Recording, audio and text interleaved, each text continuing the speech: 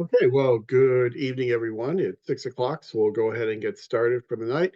Welcome to our final week of the course, week number 6. And so tonight we're going to, hopefully, if everything goes well, and I think it will, finish up all of our material for the functions of public administration. First half of class, we'll talk about the management of human resources.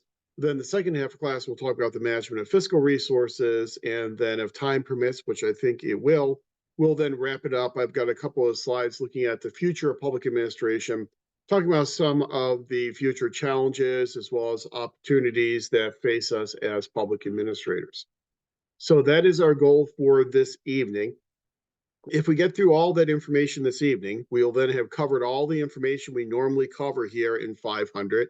And we'll also have covered all the information that you will need to then do a good job on your final assessment. So if we get through all of our material tonight, then we will not have a need for a class on Saturday morning. And so instead of having a live Zoom session on Saturday morning, we will just reserve that time for you to be able to work on your final assessment, just give you back a couple of hours to work on that final assessment. That's if we get everything done tonight, and I think we have a very good chance of doing exactly that. So that is the plan. Do remember that coming up due on Saturday by midnight, you have Canvas essay number 5, as well as your final assessment. For Canvas essay number 5, what you're going to be doing is looking at some of the information we covered last time when we talked about policy analysis, and specifically looking at those 4 decision-making models that we talked about: rational, comprehensive, incrementalism, mixed scanning, and garbage can models of decision-making. And for Canvas essay number 5, what I'm going to ask you to do is to select a policy. It could be any policy that you are interested in, any policy that you are familiar with.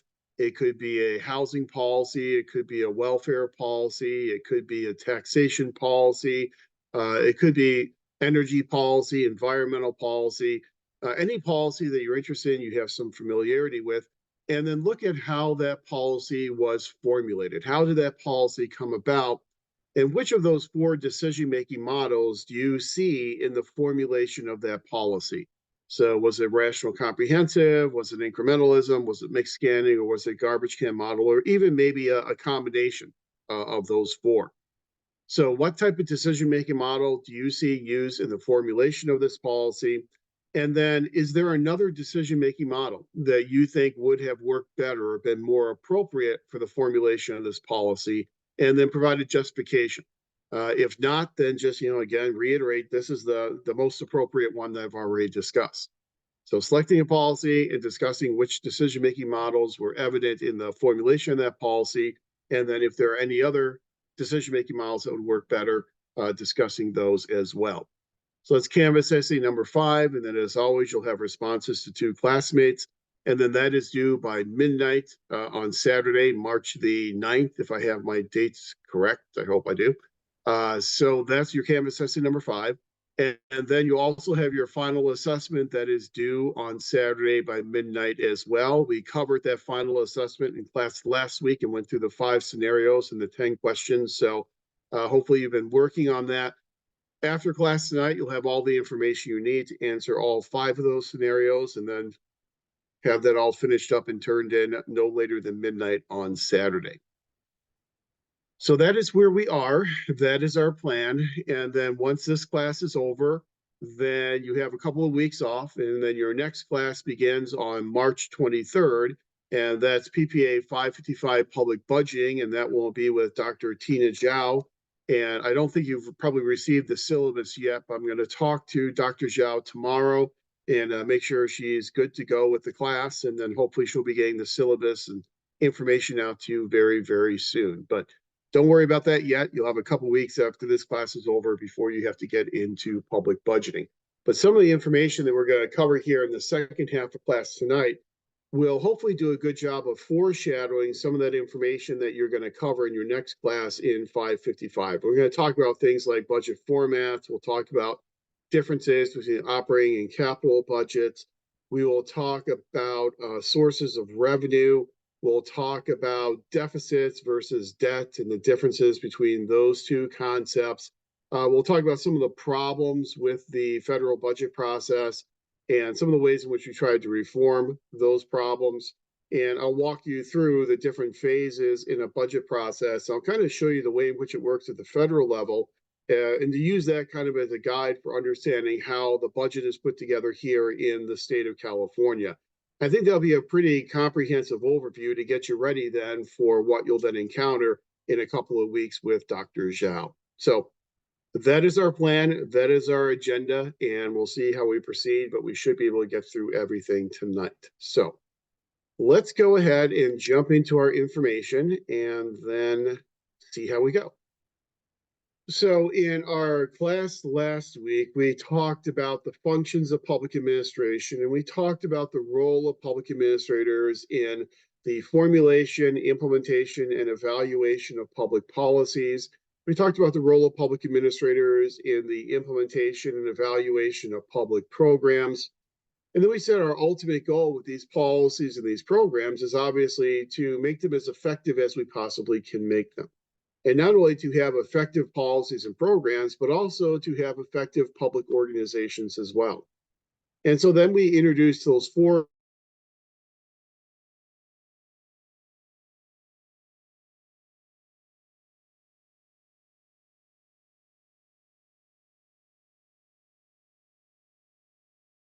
effectiveness and some of the situations where you might want to use one model as opposed to another model. And I think that my internet's a little unstable, so let me turn my camera off. So those four different models of effectiveness we discussed last week. And again, our goal as public administrators is to be as effective and efficient as we can while still maintaining adherence to social equity and maintaining adherence to political responsiveness, to representative bureaucracy, and to the protection of individual rights. So we have all these values and all these goals that we are trying to accomplish in the functions that we are carrying out as public administrators. But we do also recognize that when we look at the money we spend as a public organization, that upwards of 80 to 85 to sometimes as high as 90% of those public budgets will be devoted to the management of human resources, whether it be the payment of salaries, the payment of benefits, paying for professional development opportunities. Those are all things that we are going to spend a good lion's share of our public money on. So if we're spending 80 to 85, 90% of our budgeting on management of human resources, obviously managing human resources is a very important function in public administration. So the information we're going to cover here in the first half of class tonight will give you a little bit of a foundation for the information that you'll cover again in much more depth and detail when you get to PPA 577 Human Resource Management with Dr. Ed Martin. And that class is a little bit in the future, but at least we'll foreshadow some of that information. So as we have talked about several times in this course, we know that the federal bureaucracy as well as state and local bureaucracies, the backbone of bureaucracies really is this idea of a career civil service. And as public administrators, the vast majority of us are career civil servants. Being a career civil servant means that you get hired for your job based upon your qualifications, and you keep your job based upon how well you are doing that job. You keep your job based upon your performance. You are not going to be dismissed for arbitrary or capricious reasons. You're not going to be dismissed for political reasons. You are protected from that type of political influence. And we make sure that the people who are working in the bureaucracy have those types of what we call civil service protections. But we have not always had a career civil service arrangement in public employment here in the US. And it took us several years before we evolved into this career civil service. So to kind of set the stage for the discussion of the management of human resources, I think we need a good understanding of the importance of civil service. So in the founding days of the country, from the late 1700s up until the late 1820s, people were hired to work in the federal bureaucracy, not based upon what they knew, not based upon who they knew, but based upon who they were. And so our first era of public employment was known as the era of gentlemen. So we were hiring these people who came from the upper echelon, if you will, of society at the time. So we're hiring people who have the best educational backgrounds, who come from prominent families, who are oftentimes relatively wealthy individuals. These are what we refer to as the gentlemen of the time. So we were hiring these people to try and create more legitimacy for the national government and the national bureaucracy. If you think about in the early 1800s, there were a lot of questions and concerns about the stability of the national government and whether or not the national government would survive. And you think about something like the War of 1812. And in 1814, when the British raided the capital and burned the capital, a lot of people thought this could be the end of the country and this could be the end of the national government. So there's a lot of concern about that. So if you can hire these people to work and run the federal government who are respected people in society, then you can add that legitimacy to the national bureaucracy. So we were hiring people based upon who they were during the era of gentlemen up through the 1820s.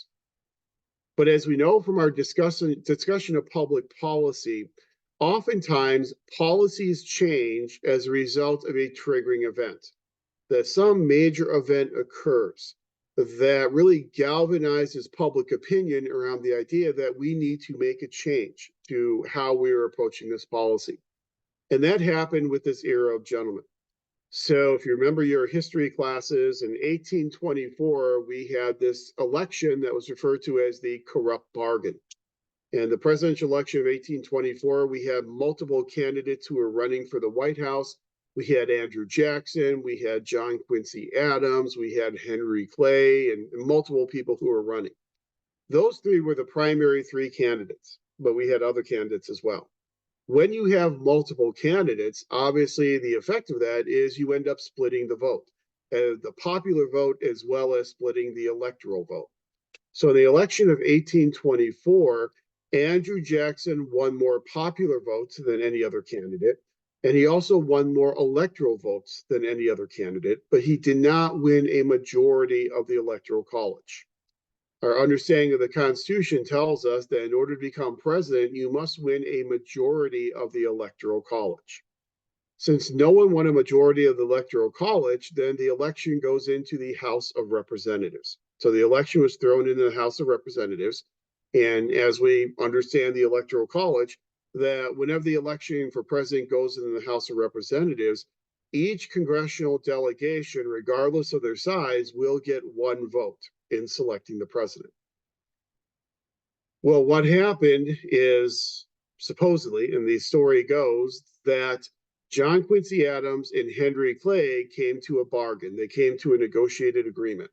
And that agreement was that if Henry Clay convinced his supporters in the House to support John Quincy Adams for president, then once John Quincy Adams was inaugurated, he would then appoint Henry Clay to a cabinet position and make him Secretary of State.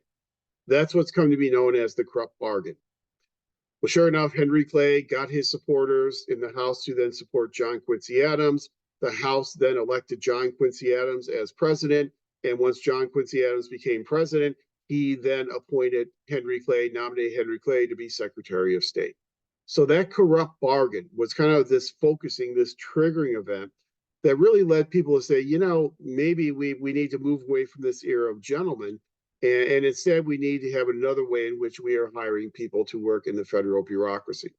And so once Andrew Jackson was elected in 1828, so 4 years later, Andrew Jackson gets a rematch. Andrew Jackson wins a majority of the popular vote as well as a majority of the electoral vote. And Andrew Jackson then becomes president in 1828. When he becomes president in 1828, he ushers in this new approach to the federal bureaucracy known as the era of spoils, the era of patronage. And the era of spoils, the era of patronage, instead of hiring people based upon who they were, we essentially hired people based upon who they knew. So we hired people got jobs in the federal bureaucracy based upon, did they support the winning candidate? Did they support the winning political party? And the old phrase is, to the victor go the spoils. And so whenever a political party would win office, that political party could then dole out these federal jobs to their supporters and people who help them get elected. So it's the era of spoils, the era of patronage, hiring people based upon their support for a candidate, their support for a political party. And when we talked about accountability and ethics, I introduced you to this person by the name of George Washington Plunkett, this person who worked in the Tammany Hall political machine in New York City. And one of the things that George Washington Plunkett advises us as his readers about is that he advises us to avoid going to college. He says there's no reason, he says young men at that time, but there's no reason for them to go to college and fill their head with what he called college rot. It's much better for them to work for a candidate, learn how to round up votes, and get a candidate in a political party elected to office. That's the best way to get a job in the federal bureaucracy. And that was true at the time. That was the best way to become a public administrator, to become a federal bureaucrat. But obviously, when you're hiring people based upon who they know, as opposed to hiring them based upon their qualifications and what they know, you're going to have a lot of incompetence. You're going to have a lot of inefficiency. And you're also going to have a lot of malfeasance and misfeasance as well. So corruption kind of ran rampant throughout the era of spoils, the type of corruption that, again, George Washington Plunkett talked to us about in his memoirs. So you've got all this corruption, all this incompetence. And so there's a general feeling across the country that, maybe there's a better way to hire people to work in the federal bureaucracy. But nothing really happened at the national level until we had another triggering event. The triggering event that moved us from the era of spoils into the era of merit was the assassination of President Garfield. So Garfield was elected in the election of 1880. He assumes the White House in 1881. And then later that year, he is assassinated by an assassin named Charles J. Guiteau. Charles J. Guiteau was a big believer in the era of spoils. Guiteau had written some campaign speeches for President Garfield, but there's no evidence that Garfield ever used any of those speeches. There's no evidence that Garfield knew of the existence of those speeches. There's really no evidence that Garfield knew of the existence of Guiteau. But Guiteau felt, I helped Garfield get elected, and so therefore I should be rewarded with a high-profile job. And the job that Guiteau wanted was to be ambassador to France. Obviously, he did not get that appointment. So Guiteau, in his rather irrational thought process, thought, if I assassinate President Garfield, Garfield's vice president, Chester Arthur, is a big believer in the era of patronage. He's a big believer into the victor go the spoils. So if I assassinate Garfield, Arthur becomes president. Arthur will give me the appointment that I want. Guiteau assassinates Garfield. Guiteau obviously did not get the appointment he wanted. Instead, he was executed for that assassination. But it was this galvanizing, triggering event that really focused public opinion on the fact that maybe we should hire people based upon their skills as opposed to based upon their political party and their political affiliation. So the gentleman you see on the screen there is a representative by the name of Pendleton.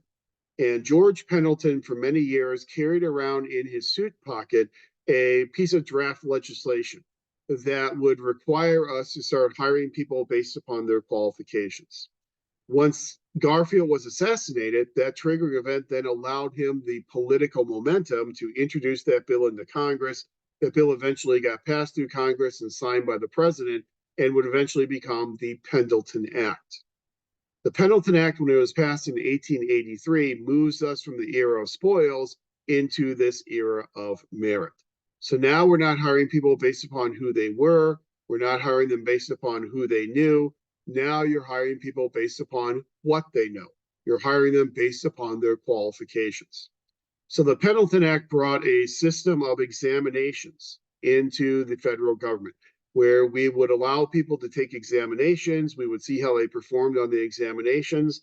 Then those who performed the best on the examinations obviously had the qualifications and would then be hired to work in the federal bureaucracy. So this is really kind of the beginning of this idea of career civil service. So you get your job based upon your qualifications, and you then cannot be dismissed or disciplined for political reasons. So if you were of a different political party than your supervisor, that supervisor could not take negative personnel action against you just because you supported a different party or supported a different political candidate.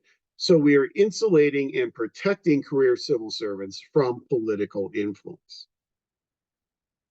Then fast forward about 50 or so years later, 56 years later, and we end up with this situation where we have provided all these political protections for our federal bureaucrats.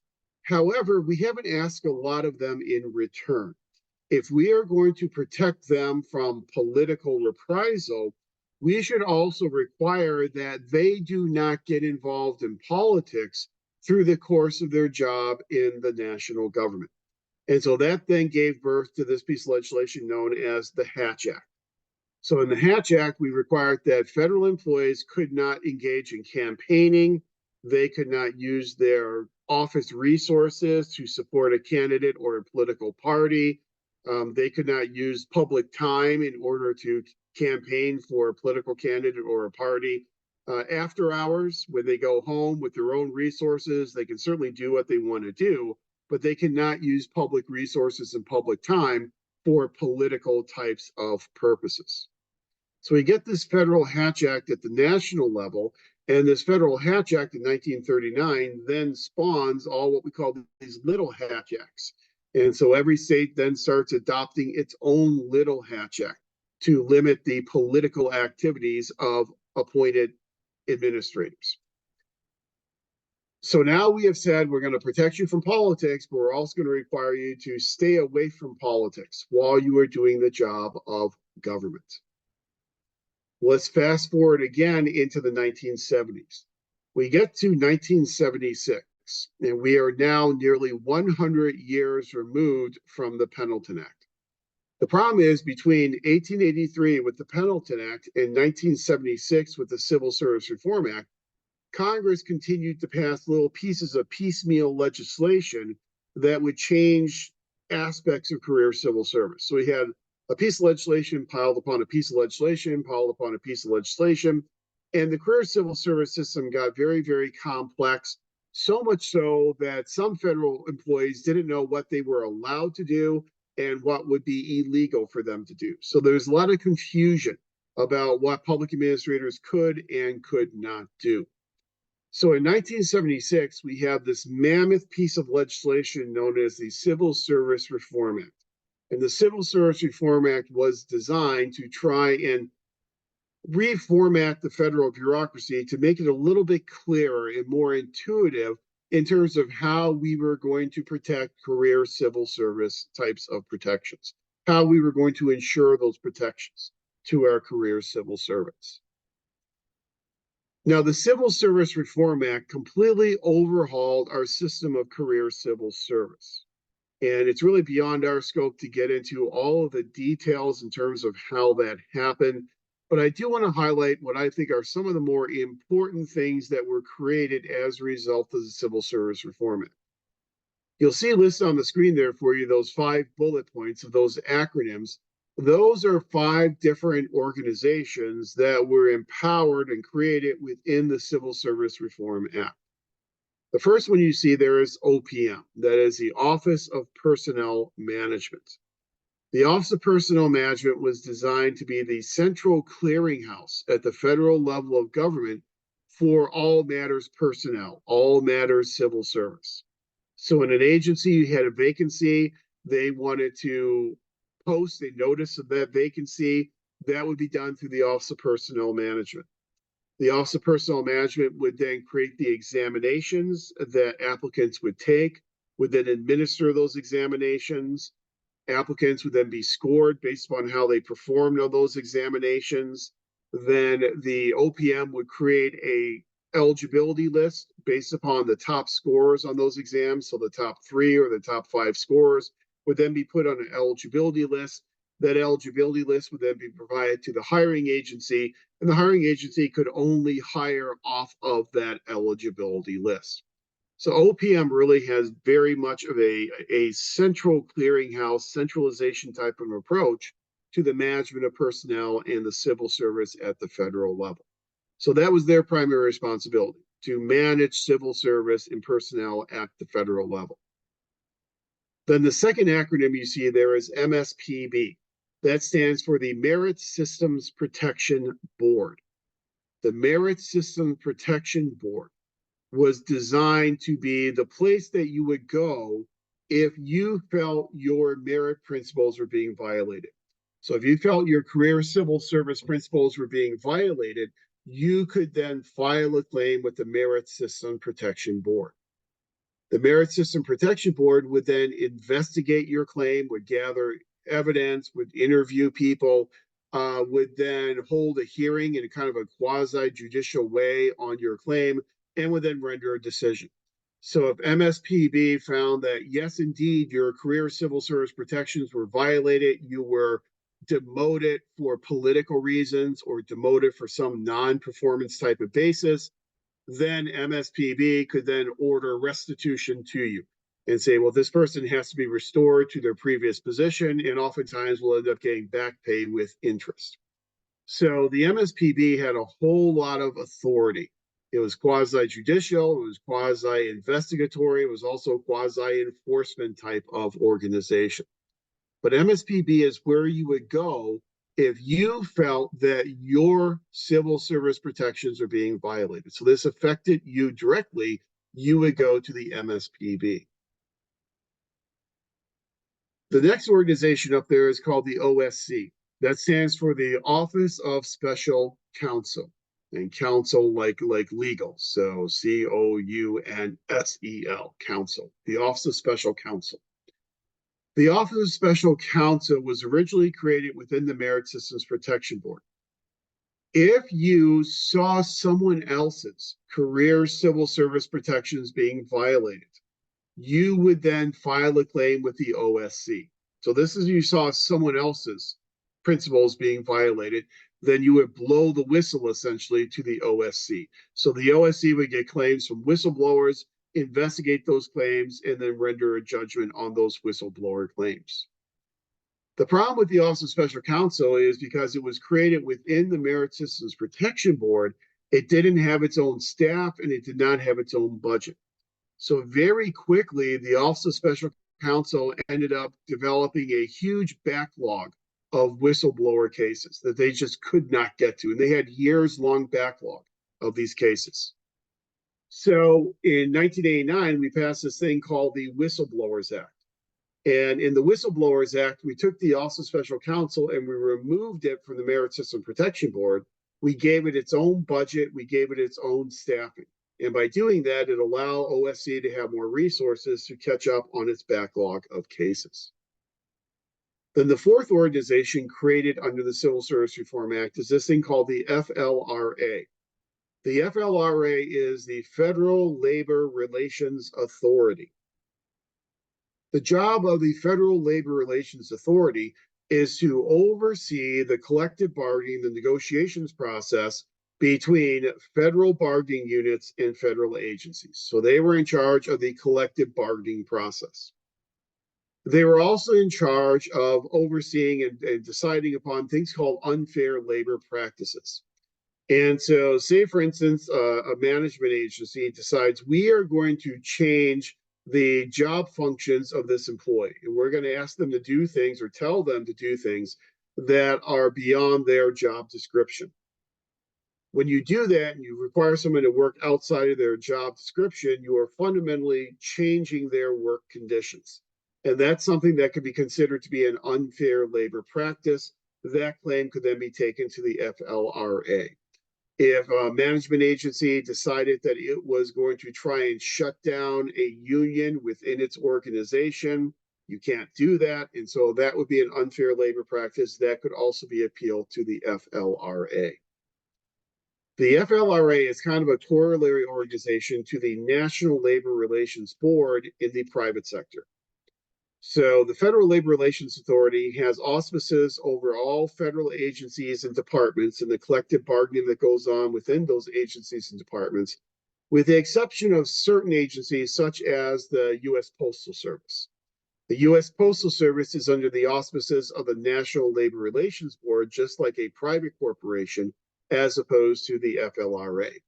The primary reason for that is the U.S. Postal Service is a government corporation. And as a government corporation, the U.S. Postal Service has the ability to operate to run a profit. So they kind of act and look a lot more like a private corporation. The Federal Labor Relations Authority kind of got off on the wrong foot with a lot of federal bargaining units, a lot of federal employee unions, because in 1981, in the Reagan administration, we had this threat of an air traffic controller strike.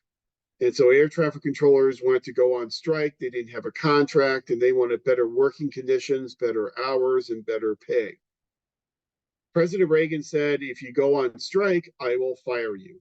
And so the air traffic controllers who went on strike, Reagan fired them and then hired new employees to replace those fired air traffic controllers.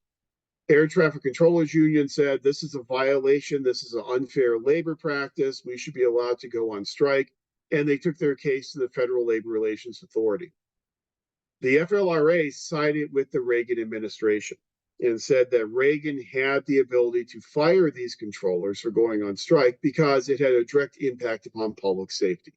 That if you don't have trained air traffic controllers in the towers, then you could have some monumental disasters happening in terms of airline safety.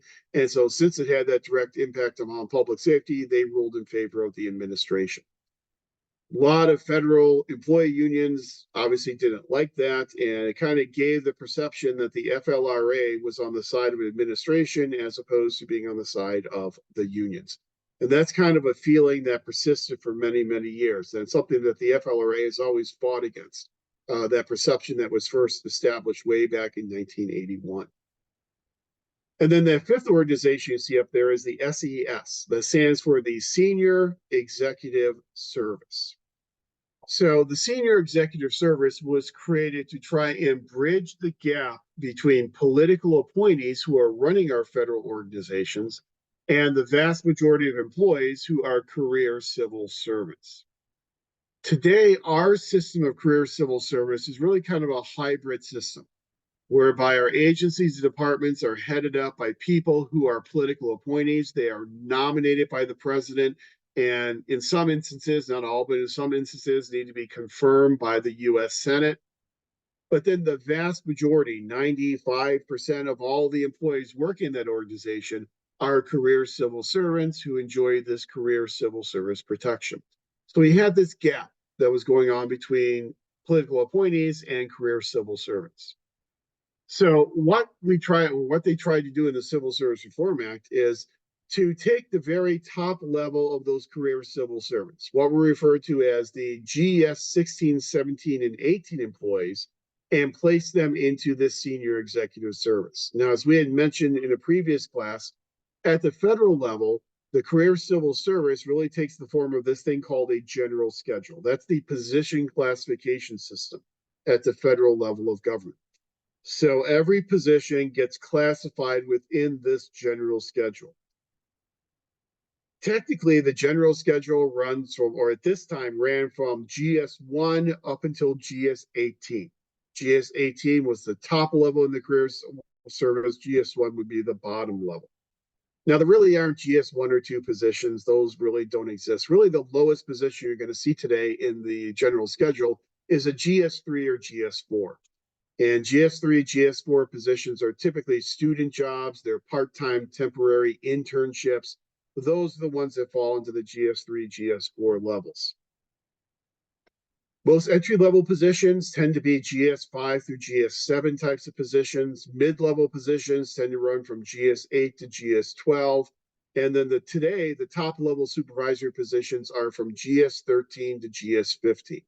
Those positions beyond GS15, the 16, 17, and 18, those positions became part of this senior executive service. And again, the idea is the senior executive service would bridge this gap. The problem for political appointees is that they have very short tenures. And so they're being appointed by a president into this agency or department. They're probably going to last there for maybe 18, 24 months. They're certainly probably not going to last more than 4 years. So they're there for a temporary period of time. Whereas your career civil servants, they're there for a career. So they're there for 20, 30, 40 years.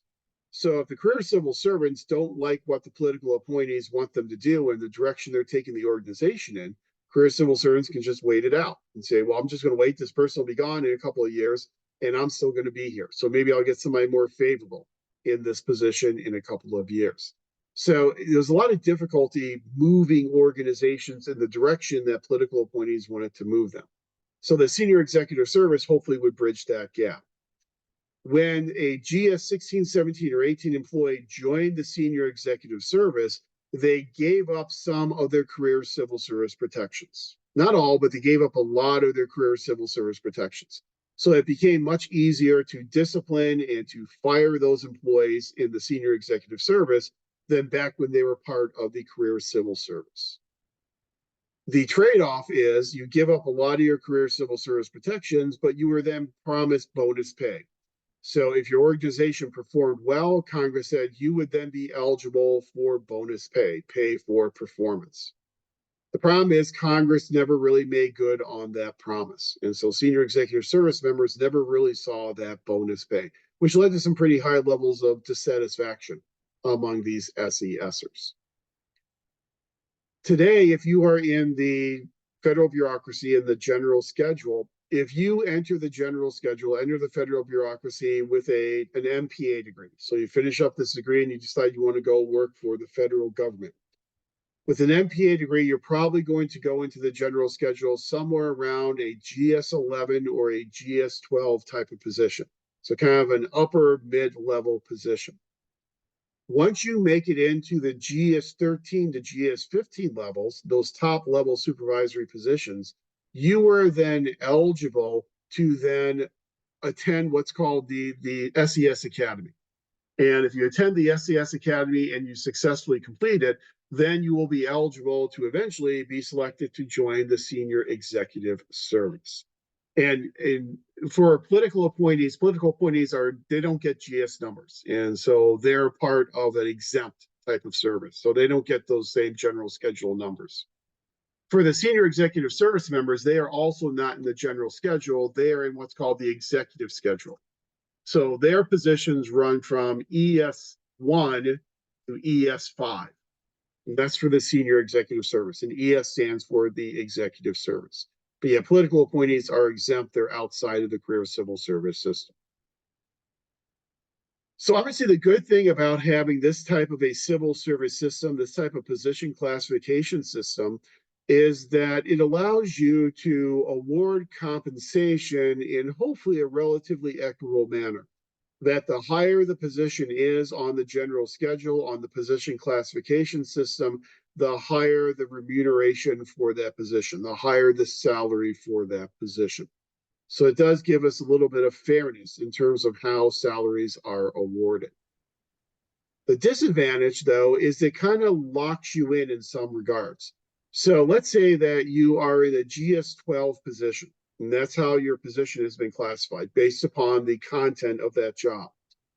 You're in a GS-12 position and you have been there for 20 years.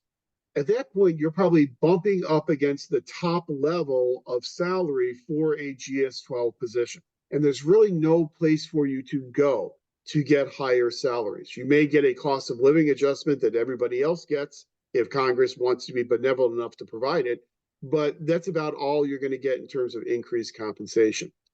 If you want to get increased compensation, have your base salary increase, then you're probably going to have to apply for a reclassification study.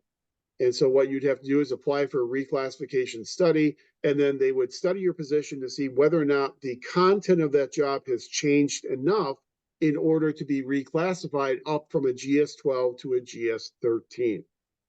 Reclassification studies are sometimes difficult because you really have to show empirically that, yes, I have these new duties, these supervisory duties that are much more emblematic of a GS-13 position than a GS-12 position. And if you can prove that, then your position can get reclassified, and then you'll be eligible for a higher salary level. The problem with reclassification studies is it's kind of a slippery slope for agencies. So one person asks to have their position reclassified, Once that position is reclassified, everyone in that position title will also then be reclassified because they're all doing the same job. Well, if those folks get reclassified, then the people who are below them will say, well, I want my job reclassified too, because I'm doing more than what I was originally supposed to do. And then someone else will ask for a reclassification study. And it just kind of is that slippery slope that it really never ends. You're constantly doing reclassification studies and never really getting the work of the organization done. But position classification systems, this type of a general schedule, is kind of the norm for civil service systems at the national, state, and the local level. State and local governments will use different systems, but it's the same type of idea for career civil service. So in our career civil service system, employees, these civil servants, have protections that are afforded to them from government code, protections that are afforded to them based upon their status as career civil servants. Overlay on top of those protections, the protections that they also get from the collective bargaining process. So I think I mentioned it in an earlier class that public employees tend to be unionized at much higher rates than their private sector counterparts.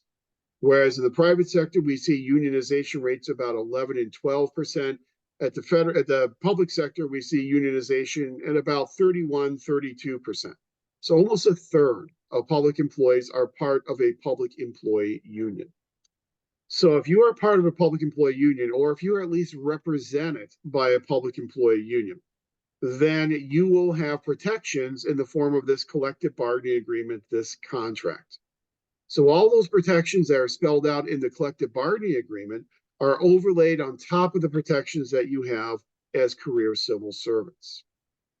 Now, the types of protections that go into this collective bargaining agreement will depend upon the types of issues that can be collectively bargained over.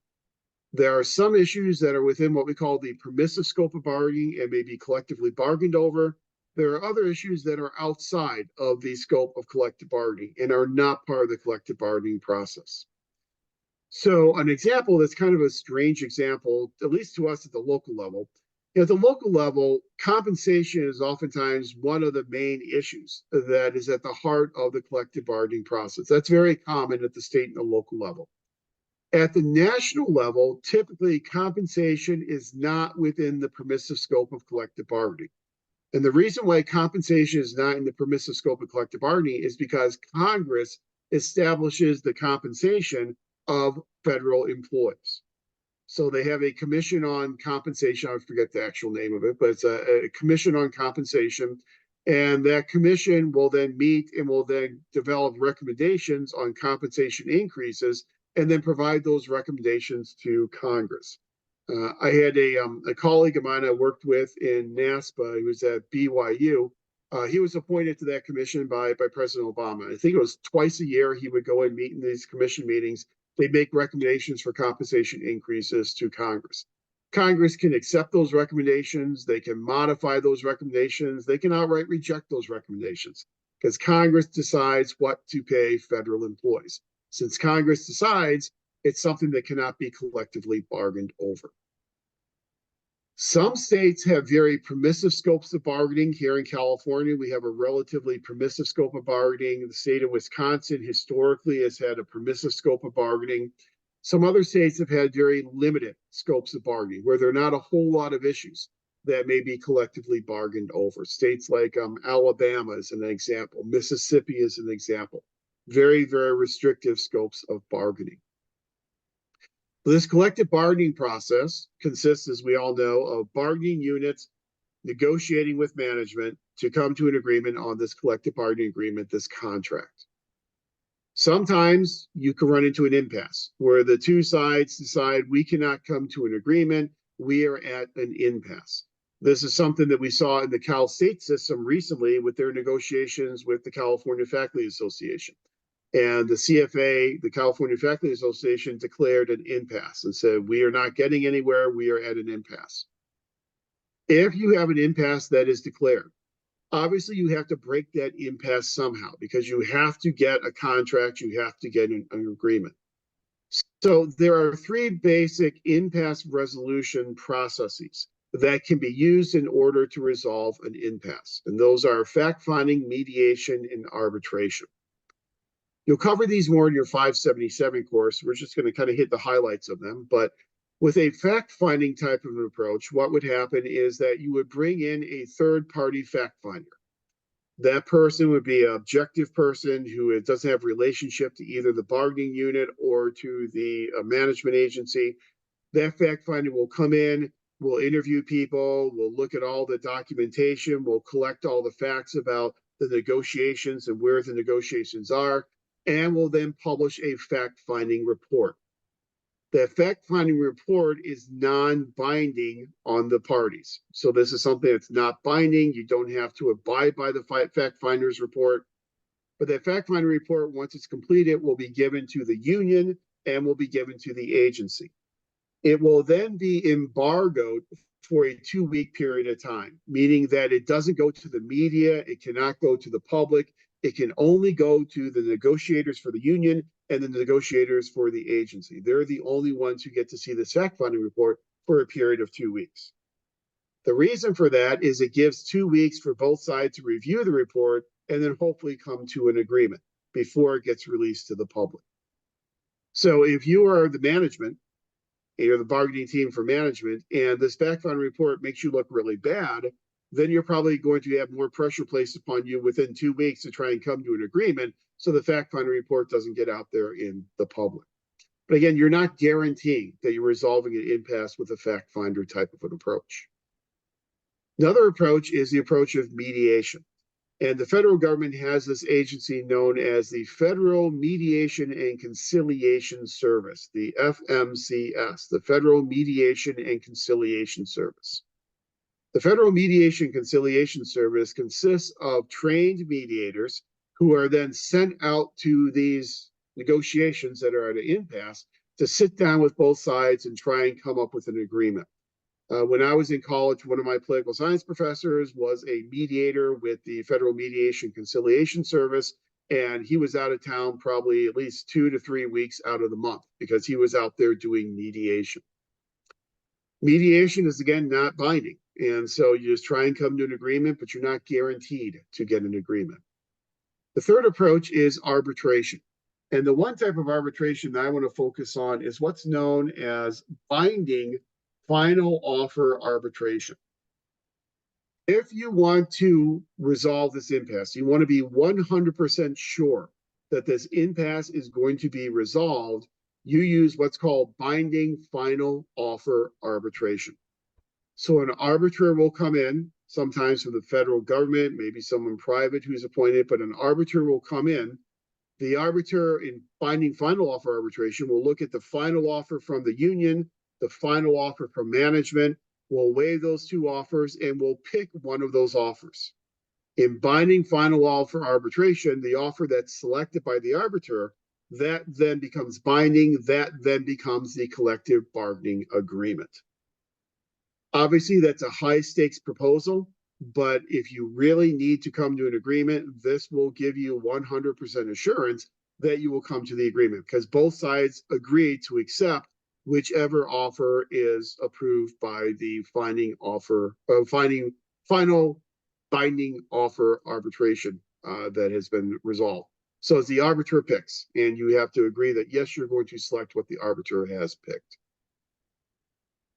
Now, if you're interested in collective bargaining, you're interested in negotiations and impasse resolution, even though we are in the DL program, but there is a class, PPA 575, employee-employer relations, that if there is a strong enough desire among members of the cohort to have PPA 575 offered, that's something that we can consider replacing one of our electives with PPA 575. I know that there are some people who are very interested in human relations and very interested in collective bargaining negotiations.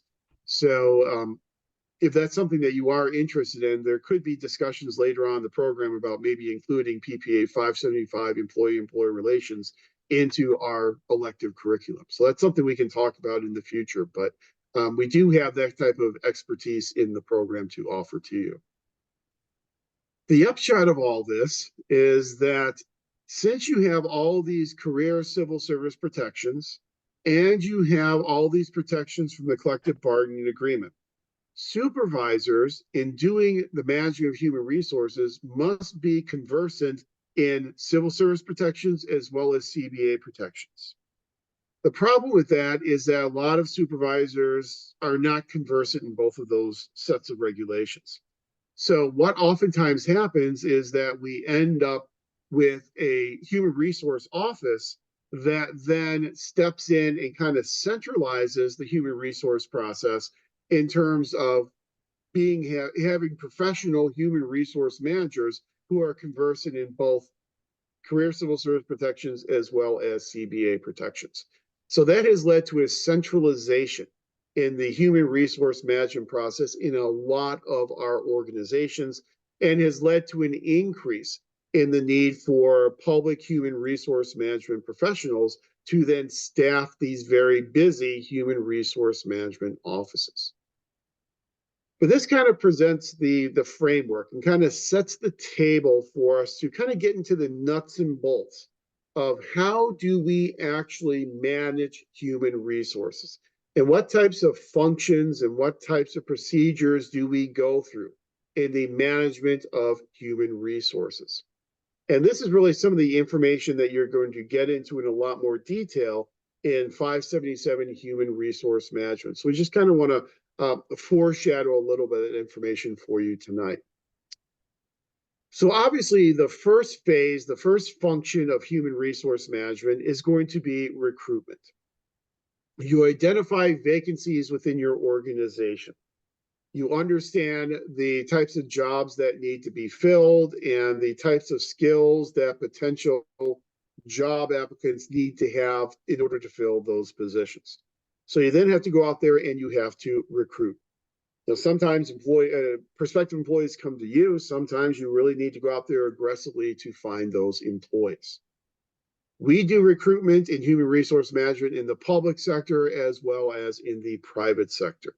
It's just like Graham Allison tells us, it's how we do it in the public sector that is sometimes different than how we do it in the private sector. And one of those major differences in recruitment is the use of targeted recruitment in the public sector. Since social equity and representative bureaucracy are two of the primary values in public administration, we work very hard to try and diversify our workforce so that our workforce represents the people that are being served, the populations being served by our workforce. To diversify our workforce, we're probably going to have to use targeted recruitment. And I've listed and this is just a brief example of 3 different targeted recruitment sources that we have used in the past here in our department. Things like the Local Government Hispanic Network, the American Society for Public Administration Section for Women in Public Administration, the National Forum of Black Public Administrators, all very good targeted recruitment sources where you can advertise your vacancies in order to try and diversify your applicant pool and therefore in turn diversify your workforce. Whenever we hire here at Cal State Long Beach, we have to create a recruitment strategy. We have to put together a recruitment plan. And that recruitment plan must include targeted recruitment strategies. So in addition to encouraging applications from underrepresented populations in our position announcement, we then also advertise that position announcement with these targeted recruitment sources. And all those sources are then listed in that recruitment plan. That recruitment plan must then be approved by the Office of Equity and Diversity. So until you get that recruitment plan approved, you are not allowed to go out there and recruit employees. In addition to using targeted recruitment sources, when I was department chair, I had the opportunity to hire 2 full-time tenure-track faculty members. I also wrote letters to the directors of PhD and DPA programs around the country that awarded a large number of degrees to students from underrepresented populations. And so I had a whole list of those schools and contact information. I would send those letters directly and then solicit applications directly from their graduates or from their soon-to-be graduates, what we would call people who are ABD, all but dissertation. And so we do all these targeted types of recruitment strategies. Whenever you then are able to advertise, you get your advertisement approved, you send it out, then you get your applications that start coming in. Your applicant pool here then also has to be approved by the Office of Equity and Diversity for diversity. So they will approve your applicant pool. Once your applicant pool is approved, you'll then go through the applications and put together a list of semifinalists. Typically, we use about 6 semifinalists. That pool of semifinalists must then also be approved by the Office of Equity and Diversity for adequate diversity. Then of those 6, we'll then do usually Zoom or phone interviews. Back then we did phone interviews, and we would interview those 6. We then identify 3 finalists. That pool of 3 finalists would then have to be approved by the Office of Equity and Diversity, and then you can bring those 3 people to campus, you can interview them, and you can then make a recommendation for selecting someone. Here at Long Beach, we make a recommendation. We don't actually select someone. That recommendation then has to be approved by the dean, and then also has to be approved by the Office of Equity and Diversity, and then eventually has to be finally approved by the university provost. So when you look at all those steps you go through, for our example, we would usually start putting together our position announcement sometime in June. That position announcement would then be advertised in these targeted recruitment sources in July. Then we would usually select semifinalists sometime around December. We would then interview those folks. We would then select finalists no later than the end of January. We would then bring in finalists in February. And then we'd probably get around to making an offer sometime around early or mid-March. So you add it all up, the process is going from July 1st all the way until probably about March 15th before you finally have made an offer, and hopefully that offer has been extended. That's the protracted type of process of recruitment that we've talked about before in the public sector. But it's done for a very good reason. It's done to not just get the most qualified applicants, but also get applicants that can contribute to the values of social equity and representative bureaucracy. Once you have gone through recruitment, you then have to have some mechanism for selecting your new employee. And at the federal level, after the passage of the Civil Service Reform Act, we were very heavily reliant upon examinations. And the examination that was used at the federal level was an examination known as the PACE exam, P-A-C-E. And the PACE exam was an examination that was used for all federal employees, had some modifications to it depending upon the position, but you would take that examination, and then that examination, how you scored on that examination, would then determine whether or not you were interviewed for a position. So in the past, what would happen is that the Office of Personnel Management would design the examination, would then administer the examination, would score the examination, would put together a list of the top 3 or 5 scores, and that is your eligibility list. Oftentimes, OPM would then add on what's called veterans preference. And if you are a veteran and you've applied for a government job, you've probably received this thing called veterans preference, where they will add on a certain number of points onto your examination score. Oftentimes 5 or 7 points will get added onto your score by virtue of being a veteran. And then those scores would then be put together in this eligibility list. Hiring agencies would then hire off of that eligibility list. So it's very much a selection process based upon performance on examinations. We know that there are problems with examinations. We know examinations can have some major problems with validity. There was a very famous court case back in the 1970s called Griggs versus Duke Power Company. And in the Griggs versus Duke Power Company, it's Griggs with 2 G's, the Griggs versus Duke Power Company case, the examination that was being used was an examination that did not have what we call content validity. The content of the examination did not align well with the content of the job that we were hiring for. So I think one of the examples is they were hiring people for maintenance and custodial types of positions, but some of the content of the examination had math questions on there that had nothing whatsoever to do with success on the job as a custodian or as a maintenance professional. And so content validity says that our examinations, the content of the exam, must match the content of the job. So you have to make sure you have content validity. Another type of validity that you hope to have with the examination is what's called predictive validity. Predictive validity is what it sounds like. And so you'll administer an examination, and people who score well on the examination should then perform well on the job. The exam should be a predictor of performance on the job. And so if you hire people based upon they've all scored in the top 10% on the exam, you would think that they would be top 10% employees in terms of performance once they're on the job. So you look for that strong positive correlation between exam performance and performance on the job. That's called predictive validity. A variation on predictive validity is what's called concurrent validity. In concurrent validity, you will look at your current employees and you will select employees who are performing very well, and then you'll select a sample of employees who are not performing very well. You will then administer this examination to both of those samples, and you would assume that those who perform well on the exam, those who perform poorly on the job perform poorly on the exam. It's called concurrent validity because you are using people who are concurrently employed when they are taking that examination. So in predictive validity, taking the examination predates getting hired for the job. In concurrent validity, working in the organization predates taking of the examination.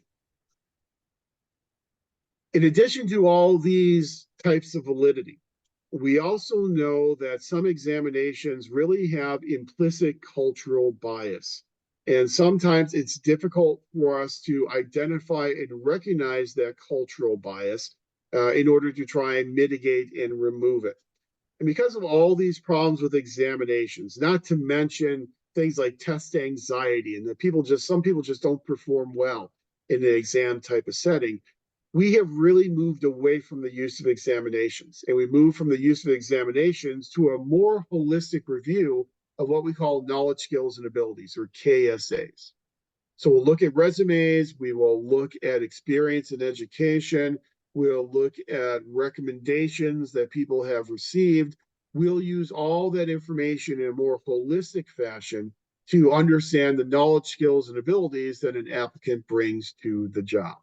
Is it a little bit more subjective? It is a little bit more subjective, but you avoid all that problem with having test anxiety and all these validity issues and the cultural bias that's built into a lot of these examinations. So the federal hiring process now is a lot more decentralized than it is in the past and much less reliant upon standardized examinations.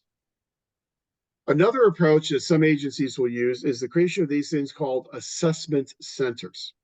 An assessment center is a simulated work environment.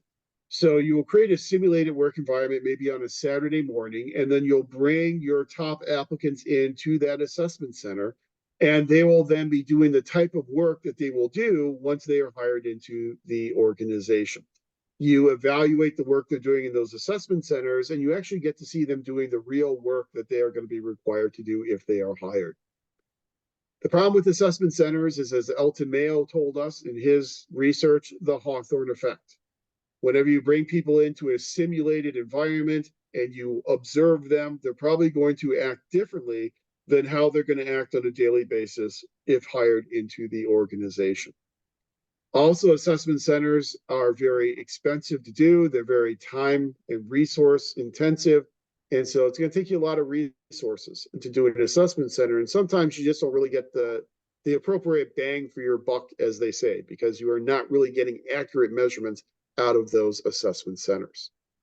So today we do much more of a holistic review of knowledge, skills, and abilities for the vast majority of our positions.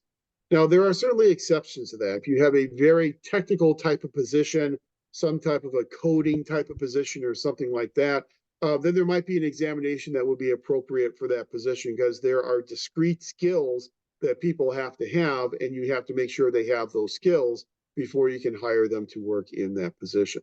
But for the most part, it's a much more decentralized, much more holistic review of knowledge, skills, and abilities.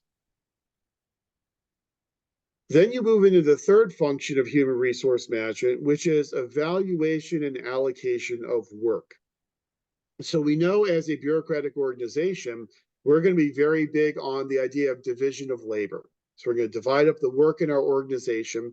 As we divide up the work, then people are going to specialize in certain types of tasks on a daily basis. So what we need to know is we need to know what people are specializing in, what types of tasks they are doing on a daily basis, so that we can determine who does what, and then also determine who gets compensated what amount for the work that they are doing. So in this phase of human resource management, we have some strategies that we typically use. The first strategy there is a job analysis. A job analysis is where we will take each individual position in our organization and we will deconstruct each individual position into its component elements. So we'll determine what types of tasks are being done on a daily basis in this position, what percentage of time in a daily basis is being devoted to doing these types of tasks. That will be all done in a job analysis for each individual position. But we're doing these job analyses for each individual position in isolation. So we look at one position, then we look at a different position, and so on and so on. A common way in which we will do that is we will give a survey to the incumbent who is in that position, asking that person, tell us what type of tasks you do on a daily basis, and tell us what percentage of your day you are spending on each one of those tasks. Then if we have the resources, we'll then have someone from the HR office who will come and shadow those individuals on the job. And we'll watch them do their job and make sure that the information provided on the survey is an accurate depiction of the tasks and the amount of time spent on each task in that job analysis. So the job analysis is somewhat similar to Frederick Taylor and the idea of scientific management. We are determining here is what is going on in each one of these individual jobs. Once you've conducted a job analysis for each one of your positions, you can then move on to what's called a job evaluation. In a job evaluation, we are comparing positions to each other. So we're going to compare the police chief job to the patrol officer job, to the lieutenant job, to the sergeant job. And we're going to compare these positions to each other for the purpose of placing them in our position classification system and then awarding compensation based upon each one of these positions. Typically in a job evaluation, as we compare these positions to each other, there are 4 factors that we are going to look at. We're going to look at the skills required for that position, the amount of responsibility for that position, the amount of effort, physical and mental effort that needs to be put in to be productive in that position, and the working conditions in which that incumbent is doing the work. So the most common, the simplest way to do a job evaluation is to use what's called a point factor job evaluation. And I have an example of a point factor job evaluation in our Canvas site. So let me hop out of our slides and hop into that example if I can find it. Let's see, where is it at? Of course, that has disappeared. So let me just share out my screen and let me close this, stop this show. Okay, and let me open up the point factor example. And there it is. Okay, hopefully you can see job evaluation, point method. This is a point factor job evaluation. So again, there are 4 compensable factors that we are going to look at to determine the worth of each one of these jobs: skill, responsibilities, effort, and working conditions. So we'll further define those 4 factors as, for number 1, for skill, we're going to look at the amount of experience, the amount of education, and the types of abilities that are required in order to do this job in an effective and a productive manner. For the factor of responsibilities, we're going to look at fiscal responsibilities and supervisory responsibilities. So fiscal responsibilities, is this a position that manages a budget? Is this a position that develops a budget? Or is this a position that just spends money as the person is told to spend money? So how much fiscal responsibility do we have in this position? Does this person have independent spending authority where they can go out there and make purchases and do purchase orders themselves? That would be fiscal responsibility. Then we'll also look at supervisory responsibilities. So how many people is this person responsible for? What's their span of control? Some positions will have multiple people who they're responsible for. Some positions will have no supervisory type of responsibilities. The amount of effort that the position requires, both mental effort as well as physical effort, and the working conditions. So where is the work being done? Is it being done behind a desk in a climate controlled office? Is it being done out on the streets, like with a patrol officer? So where is the work being done? How hazardous is that working condition? So, for a patrol officer, they're going to score very high on hazards, whereas a police chief might score a lot lower on that dimension of working conditions. And extremes in the environment. If you've got someone who is working for the Department of Transportation and they are out there on a freeway in the rain and in the terrible weather and cars flying at them at 80 miles an hour, that can be a very extreme work environment. And so how many extremes and what types of extremes do you have in the working environment? So essentially what we'll do in a point factor method, and why it's called point factor, is we'll take each one of these factors and we'll then weight each one of these factors based upon their relative importance to the job. So we'll weight skill. So maybe skill gets weighted at 40%. Responsibilities get weighted at 20%. Effort gets weighted at 20%. Working conditions get rated at 20%. We will then apply a score to each one of these factors. So on a scale of 1 to 10, how much skill is required in this position? Well, if you're looking at a police chief type of position, there's probably a lot of experience, a lot of education, and a lot of different types of abilities required. That may score 10 out of 10. So we would take 10, we'd multiply it times 0.4. That would give us a score of 4 for skill. For a patrol officer position, you may not need as much experience or as much education. And so maybe that would score at a 6. And so 6 times 0.4, that would give us a score of 2.4 for skill for that patrol officer position. Then you look at responsibilities. Obviously, the police chief position is going to have a lot of fiscal responsibilities, going to have a lot of supervisory responsibilities. It's probably going to again be a score of 10. So 10 times the weighting of 20%, 0.2, that would give a score of 2 on responsibilities. Patrol officers, they may not have any fiscal responsibilities. They may have very limited supervisory responsibilities. So they may score at say a 4. So 4 times 0.2 gives that score a 0.8. And you kind of get the idea. So you take the score out of 10, multiply it times the weight, then you add up all your scores, and then that resulting score will then determine where that position is placed in your position classification system. So we would assume that the police chief position will probably score higher on the point factor method than patrol officer. It should score higher. And so it will be placed at a higher level in the position classification system and then compensated at a much higher level than what you would compensate the patrol officer position at. But that's just a really quick example of what's called a point factor method of job evaluation. Gives us an empirical quantitative way of comparing position to understand which position should be compensated more, which position should be compensated less. So that's this idea of a job evaluation. Let's jump back into our slides. We're going to be jumping back in and out a little bit here, so bear with me while we do this. So based upon the job analysis and based upon the job evaluation, we have now placed these positions in our position classification system and we have assigned compensation. We can also then use that information to create a job or a position description. Now, if you are working in a public organization, I assume you probably have a position description for your current position. The information, that position description in terms of what you're doing and how much time you're spending on those tasks comes directly from our job analysis. So to do a position description correctly, you have to first have a job analysis completed. A traditional position description, again, just says, here are the tasks, here's the amount of time spent on each one of those tasks. So you know what you are doing and what you're expected to do on a daily basis. However, a more sophisticated approach is what's called an ROD, which stands for a results-oriented description.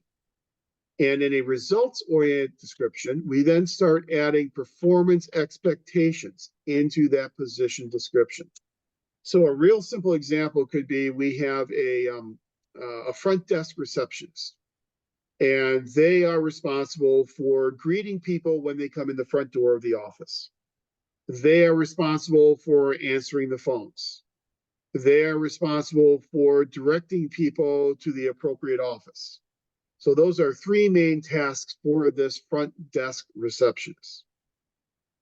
Perhaps they're going to spend, we'll say, 20% of their time greeting visitors. They're going to spend 40% of their time answering phones. They're going to spend 40% of their time directing people to the appropriate office. That's the information you would get in a traditional job description. Now in an ROD, we're going to add performance expectations. So a performance expectation for greeting visitors could be every visitor is greeted upon entry into the building. That's what's expected of this employee. Is that if this employee is not greeting every visitor when they enter the building, obviously they're not living up to performance expectations, and so they're going to know that, and they'll know, well, I'm not doing the job the way in which I'm supposed to be doing it. Answering phones, maybe an expectation is they need to answer the phone by the second ring and to use the script in terms of answering the phone every single time. That's the expectation. Referring people to offices, they refer people to the appropriate office 100% of the time. So those are performance expectations that get built into a results-oriented description. The nice thing about results-oriented descriptions is that they then serve as a nice segue into performance evaluation. So this is obviously different than job evaluation. Job evaluation compared positions with each other for position classification and compensation. Performance evaluation looks at how well the incumbent in that job is carrying out those tasks and how well they are meeting those performance expectations.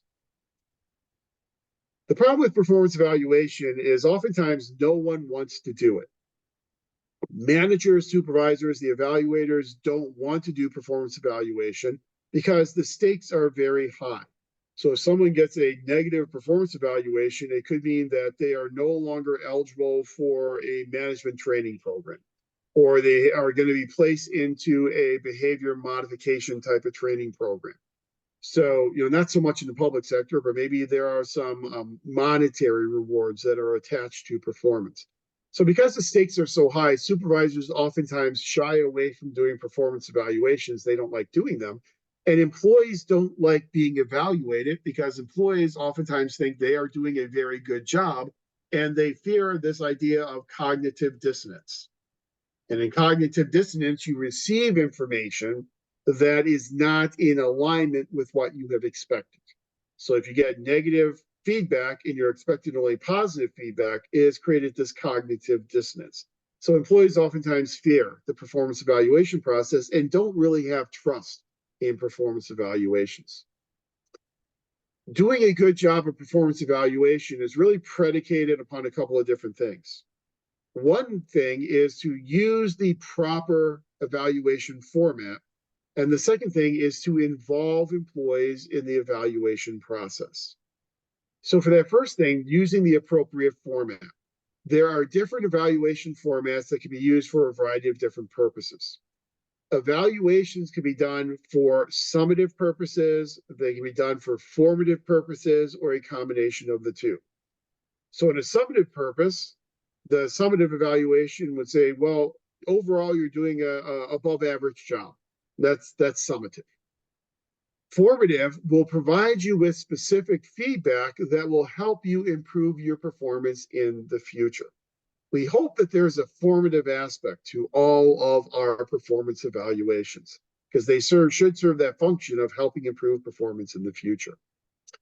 So I've listed on the screen there for you some of the most common examples of performance evaluation formats. Graphic rating, we're all familiar with graphic rating. If you've had any performance evaluation in your job, if you've responded to a survey, you've probably done a graphic rating type of approach. It's a listing of those Likert ordinal response scales. And so strongly agree, neither agree nor disagree, strongly disagree. So you have a statement, the employee is punctual to work, and then the supervisor can select one of those like or ordinal response categories. Graphic rating is very easy to put together. It's very easy for employees to consume. It's very good for summative evaluation, but it's not very good for formative evaluation, unless you combine it with another evaluative type of format. Forced choice is another format. Forced choice, you provide statements as your response categories. So you'll have a statement that'll say the employee is always, and then the first one is on time for work. Second one could be on time at least 4 days per week. Third one could be on time at least 3 days a week. And then the evaluator then selects one of those forced choice categories. Again, not a whole lot of formative feedback. And also, if you don't specify the right categories, you're going to end up with some measurement error. Then another approach is the ranking approach, which is just what it sounds like. You have 20 employees, you rank them in terms of performance from 1 to 20. Very good for assigning compensation, not so good, obviously, for giving formative feedback. Also, it suffers from the problem all ordinal measurements suffer from. That when we rank things, we know number 1 is higher than number 2, and number 2 is higher than number 3, but we don't know how much higher. So 2 and 3 could be very close in performance, and then 1 could be way ahead. We don't know that because we don't measure the gradations in between our response categories. Then another one is an essay approach. And usually we use some aspect of an essay approach. Very commonly, we'll combine graphic grading with essay. In the essay portion, it's just what it sounds like. We write a narrative to describe the performance of the employee. There's a lot of subjectivity there that if you have an evaluator who is a wonderful writer, you may have a wonderful essay that's written on your performance. If you have an evaluator who is not that great of a writer, you may have a much more concise and not quite as flowery type of a narrative assessment. So there's a lot of subjectivity built into the essay approach. So we usually combine essay with another type of format. Where a lot of organizations have gone in recent years is toward the use of this final format, which is called a BARS approach, behaviorally anchored rating scales. And this is what you see in a lot of your syllabi, where you have, if you do this, you will get a score of excellent. If you do this, you'll get a score of very good. If you do this, you'll get a score of good. A, B, C, and here are the behaviors that lead to those types of rankings.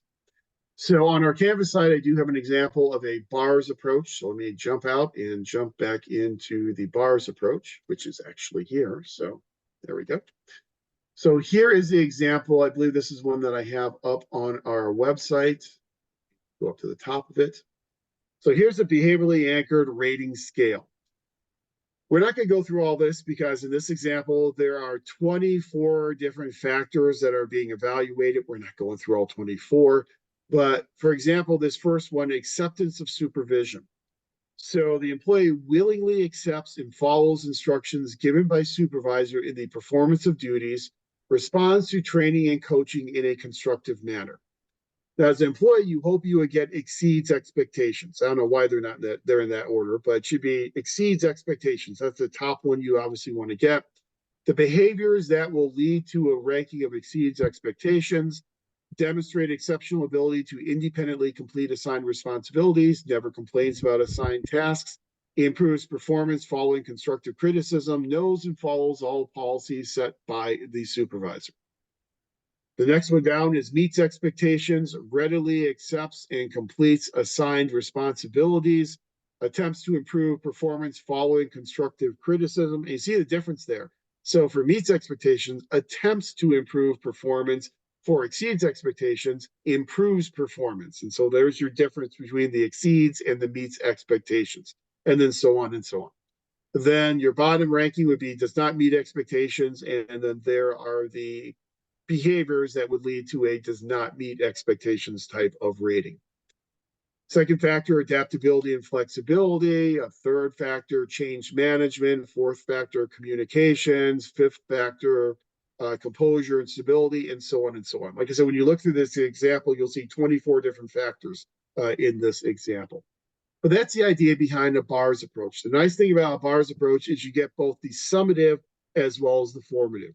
You get the summative with these rankings, you get the formative with these behaviors. And so If you did not exhibit those behaviors for exceeds expectations, you know why you did not get an exceeds expectations type of rating.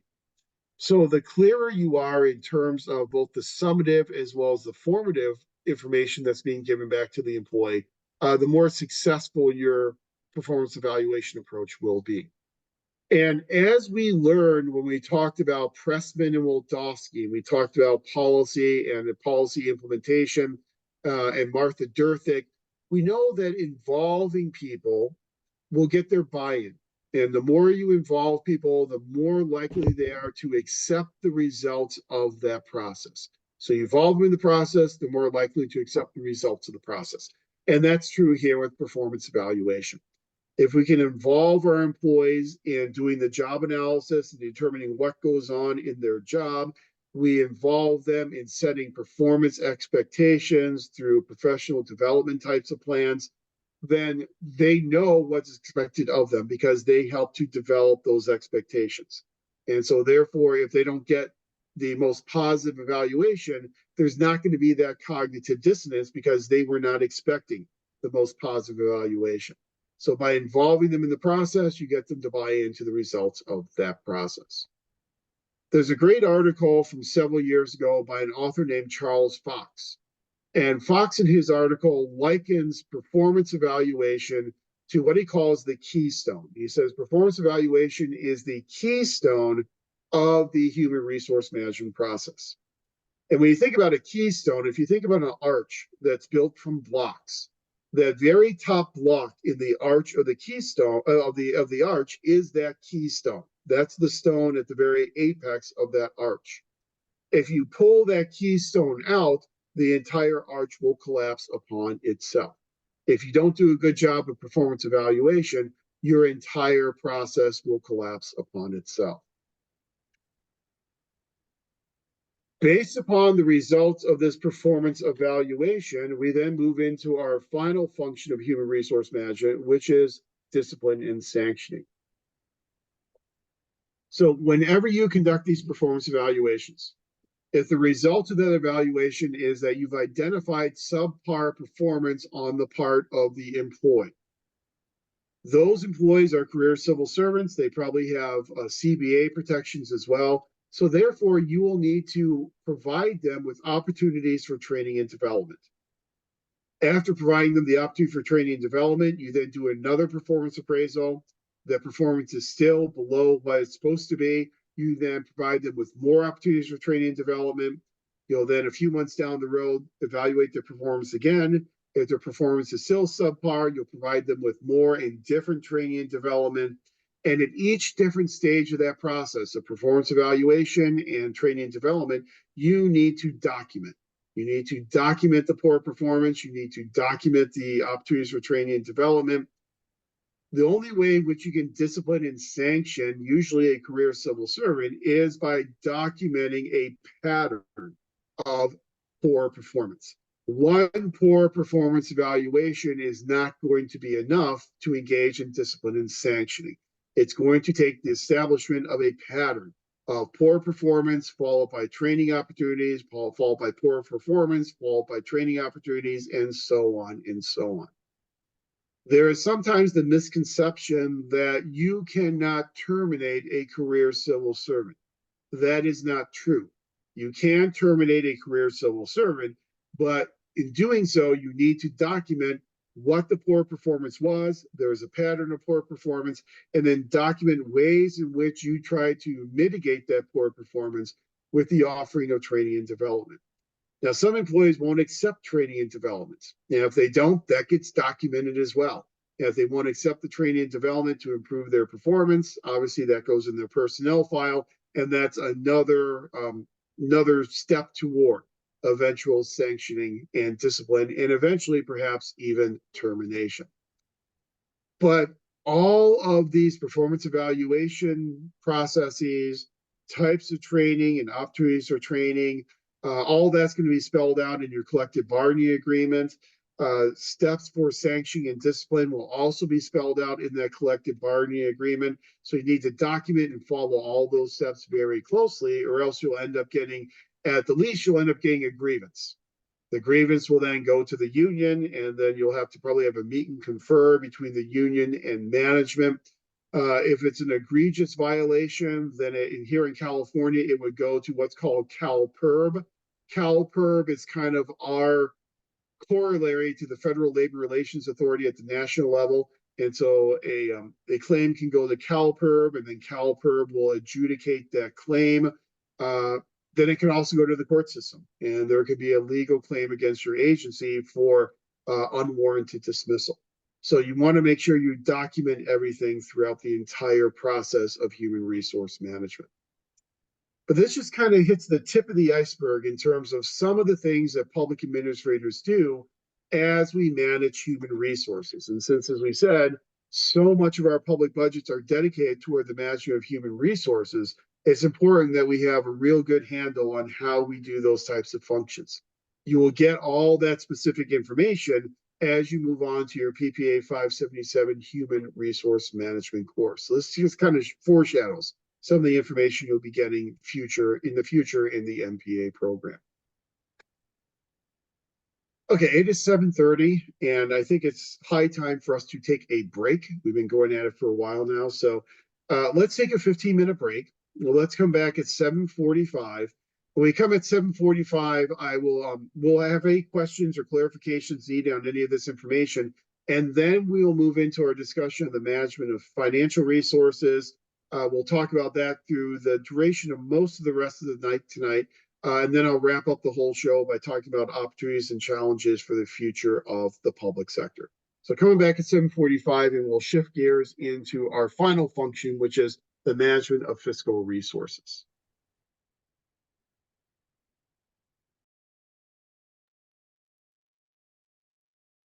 And welcome back, everyone. It's 7:45, so we will get into our second half of class. The first half, obviously, management of human resources, just to provide you with some of that information so that when you do get to PPA 577 and you really get into a lot of these issues in much more detail, at least when you are exposed to things like job analysis and job evaluation, at least those are concepts that you've covered in this course, at least in a very cursory manner, so that when you get to 577, those won't be completely unknown terms for you. So just foreshadow that information a little bit. But based upon that kind of cursory overview of the management of human resources, do you have any general questions about any of that information before we move onward and upward? Okay. I am going to go ahead and turn my camera off just to be safe. I always hate when I see that your internet connection is unstable. That always worries me because I'm afraid I'm going to completely lose the session. So I'm going to turn my camera off for the remainder of the session. So just want to be really safe in that regard. So the last function that we talk about here in PPA 500 is to discuss the management of financial resources. And multiple times in this course, we have talked about the difference between public service and private sector. And we said one of the main things in public service is that we are responsible for the management of public taxpayer money. As such, we are in what we call a fiduciary type of capacity. In that, in a fiduciary capacity, we are managing the resources that do not belong to us. These resources do not belong to us as public administrators. The resources, even though they've been appropriated to our agencies, really don't belong to those agencies either. This is public taxpayer money, and so therefore we need to maintain this fiduciary responsibility, be very careful in spending that money in the most efficient and effective ways possible, as well as spending that money in the legally appropriate way in which that money needs to be spent. But it's important for us to keep that in mind as we talk about the management of these fiscal resources, that these resources are very much public types of resources. So when you take PPA 555 in a couple of weeks with Dr. Zhao, you will be focusing primarily on public budgets because this public money finds its way into public budgets, and we manage these public budgets. The question becomes, what is a budget? I think we all have a very good understanding of what a budget is. A budget is essentially a statement of the expenditures that we plan to make in the next fiscal year. So budgets are very much prospective documents. They look at the next fiscal year, and here's the amount of money we're planning on spending, and here is what we plan on spending that money on in the next fiscal year. One thing you'll learn when you get to the budgeting course is that to truly understand the fiscal position of a government, you really need two primary documents. The first document you need is the budget, because that's the perspective. This is how we plan to spend our money. And then the second document you need is something called a comprehensive annual financial report. We're not going to look at that here in class tonight, but you will spend time in budgeting going through comprehensive annual financial reports. A comprehensive annual financial report says this is how we spent our money in the last fiscal year. So the budget is prospective, how we plan on spending the money, and the annual financial report, which now it doesn't go by CAFR anymore. Now it's an annual comprehensive financial report. So now it's an ACFR. That is a retrospective document that looks at how we actually did end up spending the money. So when you compare the budget and the annual financial report, that will give you most of the information that you need to understand the fiscal position of that city. But tonight we're going to focus primarily on budgets. In addition to that basic definition of a budget, that it's a prospective document that tells us how much money we're spending and what we're spending that money on, I would also argue that a budget is a statement of societal priorities. Because with our budget, we are going to have infinite demands and finite resources. So there are going to be infinite demands, and we're going to have to respond to those demands with very finite, limited types of resources. When we do that, we are prioritizing spending money here versus spending money over here. There are always opportunity costs. That if you decide you're going to increase the amount of money you're spending on a housing policy, then given your finite resources, you're probably going to end up spending less money on another type of policy. So we prioritize policies within our budget. So the more money we spend on education would signal to us that education is a priority of this society at this given point in time. So when you start thinking about a budget as a statement of societal priorities, what you have done is you have really ratcheted up the importance of a budget. Now it's not just a document with dollars and cents. Now it really is a statement of the priorities of a society. There are two basic types of budgets that state and local governments tend to use. They use operating budgets and they use capital budgets. The operating budget is for the daily operations of the government of that organization. So paying for things like salaries and benefits and supplies and utilities. That will all be found in your normal operating budget. Then they also maintain a separate capital budget. And the capital budget is for funding these high price tag, long lifespan, non-recurring types of capital items, such as a recreation center, an aquatic center, highway reconstruction programs, bridge programs, school, a city hall. Those are all capital projects. They cost a lot of money. They last for a long period of time, and we're not going to fund them every single year. In that once we construct them, hopefully they are constructed for 40 or 50, maybe 100 years of a lifespan. So those are capital projects that find their way into the capital budget. State and local governments usually use a separate operating and separate capital budget, because if you're a small city and you have a $50 million recreation center you want to fund, if you dump that project into your operating budget, it becomes impossible for you to balance your budget. That $50 million project is going to blow a hole in your operating budget, and you'll, by definition, be in a deficit. You cannot deficit spend according to the state constitution. So we take these high price tag, long lifespan projects, and we segregate them into a separate capital budget. We have talked about operating and capital budgets previously in this class when we talked about our decision-making models. And we kind of use this as an example to compare rationality versus incrementalism. Our operating budgets, we oftentimes do those through an incremental type of decision-making. We look at how much money we spent last year on salaries and benefits, and then we use that as a model for how much we're going to spend this year. Maybe adding on a cost of living adjustment. Supplies we spent last year, we'll take that amount, maybe add on a little cost of doing business factor, increase it a little bit, and then that will then form our budget for this coming fiscal year. So we tend to be very incremental with our operating budgets. By taking these high price tag, long lifespan capital projects and putting them into a separate capital budgeting process, what we have done is we have given ourselves the opportunity to be more rational. We give ourselves more time. We give ourselves the ability to be more comprehensive in our decision making. If we're deciding whether or not to spend $50 million on a new city hall that's going to last for generations, we want to be pretty sure that this is a needed capital project, and we want to do a good job of thinking through that project. I'll give you a real quick example. When I was on the school board, we had passed a bond measure for $148 million. So we had $148 million available for capital projects such as building high flex science labs in our schools, renovating our schools in terms of bringing in new technology into the classrooms, and making our schools more accessible to all populations. And so we had all these different things that we were going to do to our schools. And in doing that, because they were capital projects, we went through an entire planning process whereby we put together a facilities master plan.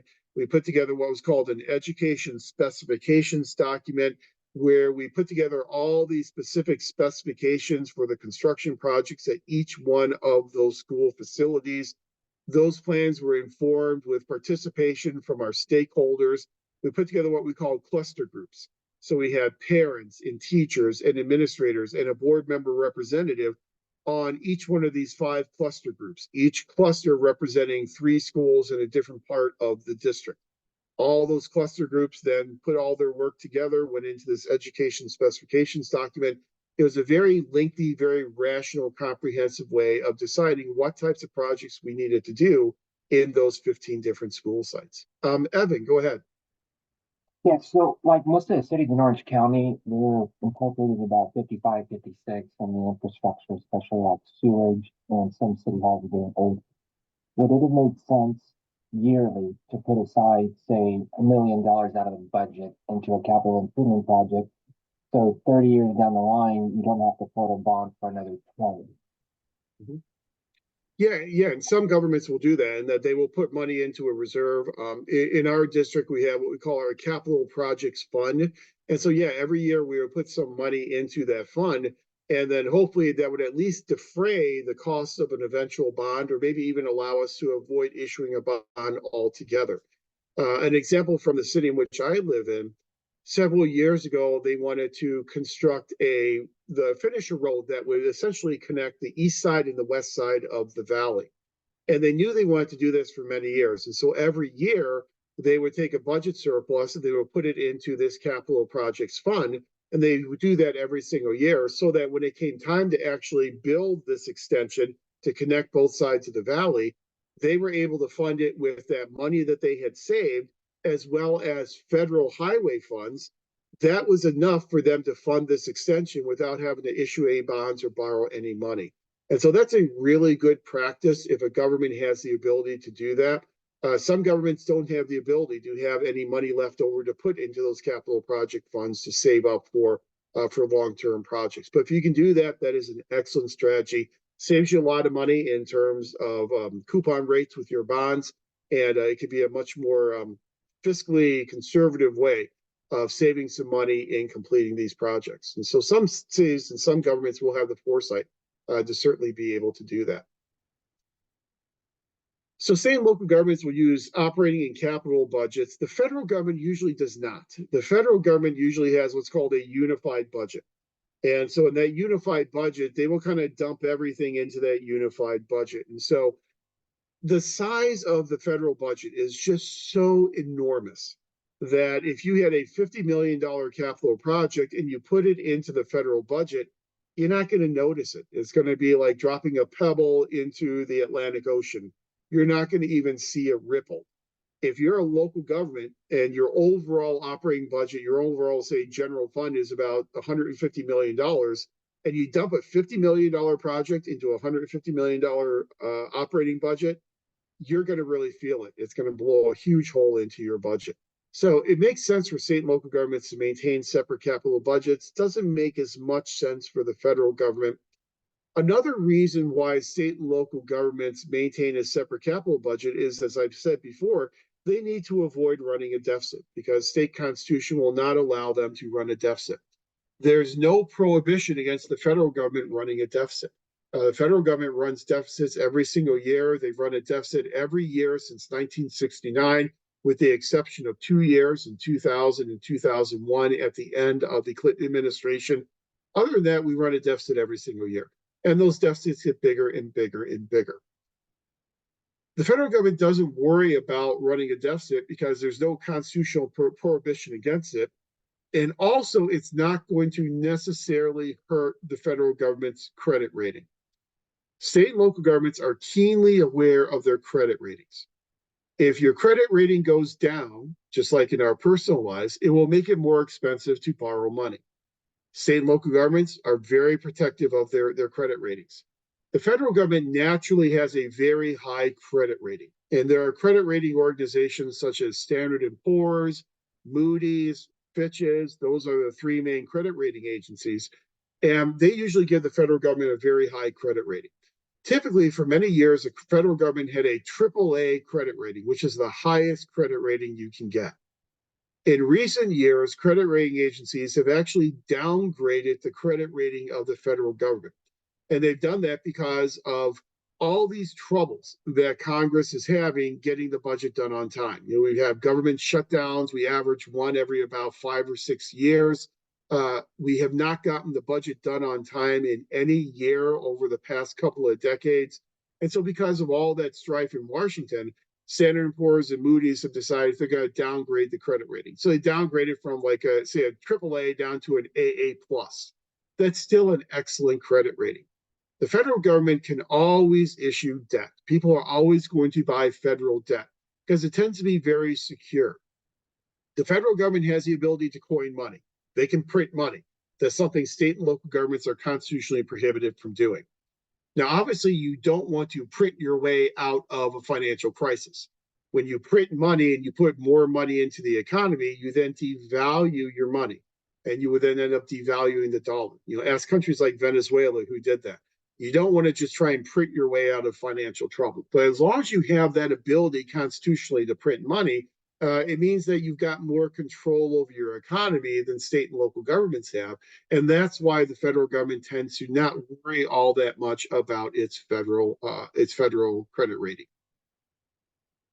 Explain how the federal government can still have a rating when it has $14 trillion in debt. That's a very good question. The reason why it still has a good credit rating is, again, it can print money. Its debt is still very secure because even though Congress does have a huge national debt and adds that national debt every single year, Congress still pays its bills and we still make those principal and interest payments. We have not defaulted on any of that debt in our history. So until the federal government actually defaults on some of that debt, you're probably not going to see a huge hit to the federal credit rating. Now, if the federal government ever does default on any of that debt, that's when I think we'll see Standard & Poor's and Moody's really downgrade that credit rating for the federal government. So a lot of the factors that go into providing a government with a credit rating are somewhat similar to the factors that go into a personal type of credit rating.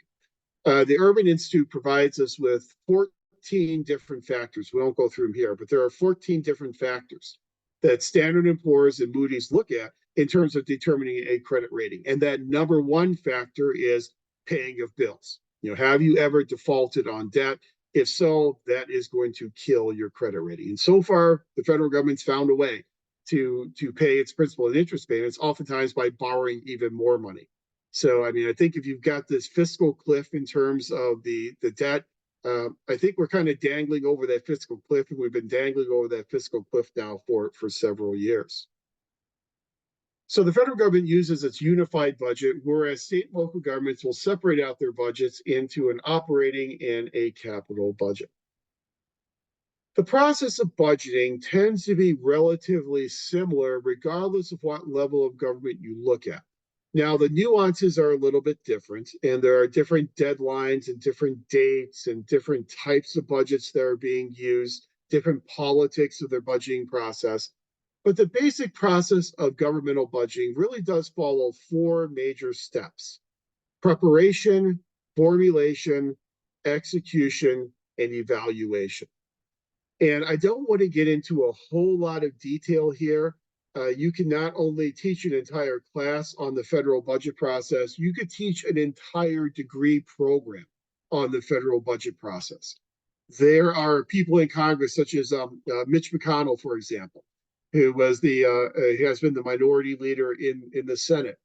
Mitch McConnell very clearly acknowledged that even someone like him, who's been in the Senate for decades, still does not know every single nuance in the federal budget process. I think that's true for every single member of Congress, regardless of party.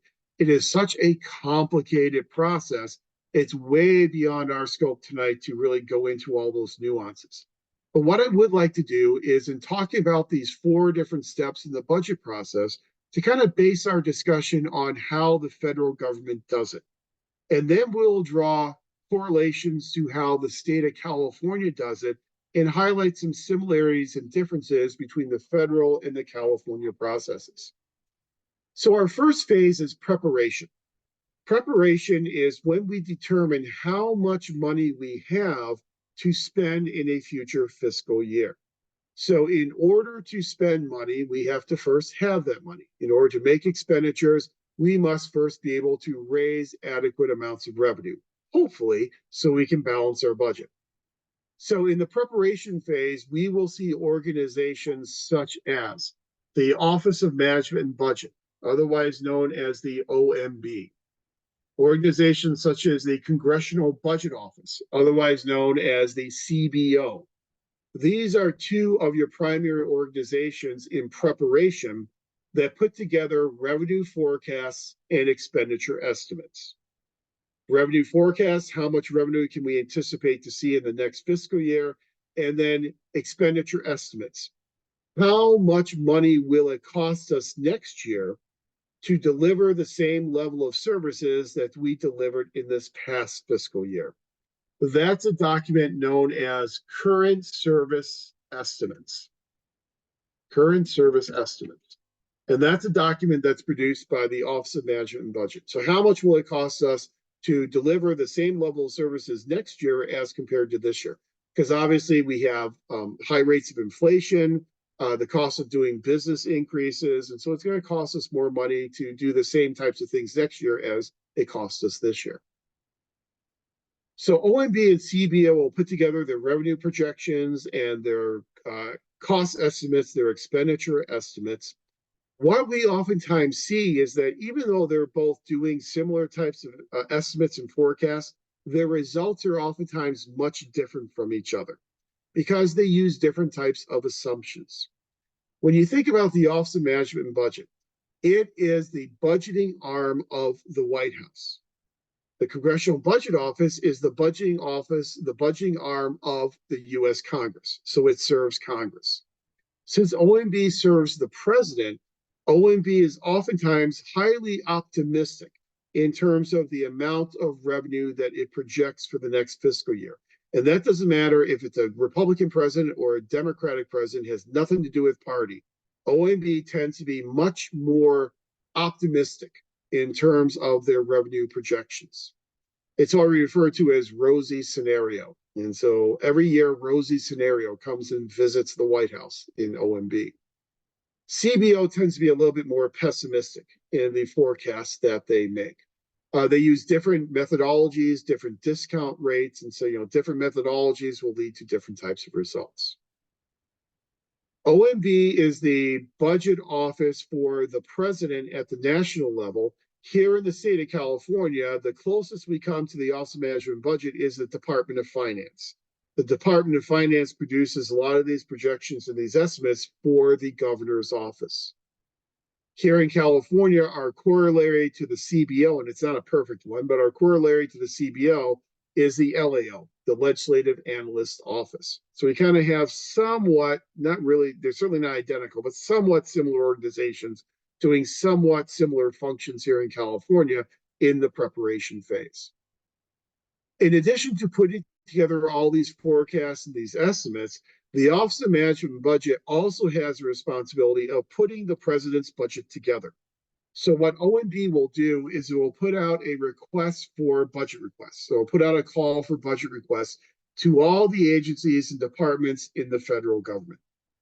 They will then respond to that request and submit their budget requests for the next fiscal year. OMB will receive those requests, will usually cut those requests, and those reduced requests will then end up going into the president's budget. There's a lot of budget maximization and strategic misrepresentation that goes on at the agency level. So agency heads, if they think they really need 3% in order to do their job next year, they'll probably ask for 5% or ask for 6%. OMB is very aware of this budget maximization, and that's why they typically cut these requests that come in from those federal agencies. But OMB will be the central clearinghouse, collect all these requests, will cut these requests, and then all these modified requests will then go into the presidential budget, into the executive budget. Typically, the president will deliver a State of the Union address sometime around the end of January. Now, this year, the State of the Union address is a little bit late. And so President Biden's going to be doing his State of the Union address tomorrow night. If you're interested in watching, it'll be tomorrow evening in March. So it's a little bit later than normal. But once the president does their State of the Union address, then they will release their budget, not only to the public, but also release their budget to Congress. Whenever the president's budget goes to Congress, we move from the preparation phase to the formulation phase. So at the federal level, we move from preparation to formulation typically sometime in early February. Here in California, the governor delivers their budget to the state legislature typically in January, in late January. And so we move from preparation to formulation usually in late January here in the state of California. In the formulation phase, this is where the legislative body considers the executive budget. So the formulation phase at the federal level is supposed to, and I emphasize supposed to, run from the beginning of February until the following September 30th. By September 30th, Congress is supposed to have passed out all of these appropriation and authorization bills for the president's signature by the beginning of the new federal fiscal year, which is October the 1st. So the federal fiscal year runs from October 1st until September 30th. Here in California, the California fiscal year for most agencies, not all, but for the majority of agencies, runs from July 1st until the following June 30th. So here in California, the formulation phase runs from late January until June 15th. And June 15th is the statutory date by which the legislature is supposed to pass the state budget to then send it off to the governor so that the governor can sign it no later than June 30th for the beginning of the new fiscal year on July 1st. So we kind of operate under different fiscal years here in California compared to the federal government. So how does formulation work at the federal level? And this is pretty germane to us right now because we're in the middle of trying to avoid a government shutdown. And so we had a couple of drop dead dates to get appropriation bills passed. The House just passed 6 appropriation bills. Those bills are now off to the Senate. The Senate is very likely to pass those bills. There'll be some debates and there'll be some offered amendments to it, but essentially it looks like the Senate will probably pass those 6 appropriation bills. And then the remaining appropriation bills still have to be passed no later than March 22nd. And if that doesn't happen by March 22nd, then we lead right into a government shutdown. So we're still kind of bumping up against the government shutdown. So we're way behind where we should be in formulation. Our formulation is still going on. It should have been done September 30th of last year. And we're still dealing with formulation of the budget. So the way in which formulation is supposed to work is when the president's budget goes to Congress, it will immediately go to the budget committees. There is a House Budget Committee and there is a Senate Budget Committee. The House and the Senate Budget Committees get first crack at the president's budget, and they have the responsibility for passing this thing called a concurrent resolution on the budget. This concurrent resolution on the budget is supposed to be passed by the middle of April. And the purpose of the concurrent resolution on the budget is to establish spending caps in each of our programmatic areas. There are 12 main appropriation areas in the federal budget. So this concurrent resolution on the budget will establish here's the maximum amount of money that we can spend in each of those 12 different appropriation areas. So the concurrent resolution on the budget is intended to try and establish some type of fiscal discipline on Congress. That's a really good question, Mike Chris. Curious what your opinion of Speaker Johnson's splitting of the omnibus seems like a novel budgeting procedure. It is a very novel budgeting procedure. Typically, all the unpassed appropriation bills, all 12 of them, if all 12 are unpassed, they all get dumped together into one Omnibus Budget Reconciliation Act, or what's called an OBRA, O-B-R-A. That is how we have traditionally done budgeting over the past several years. It is not the way in which the budget's supposed to be done.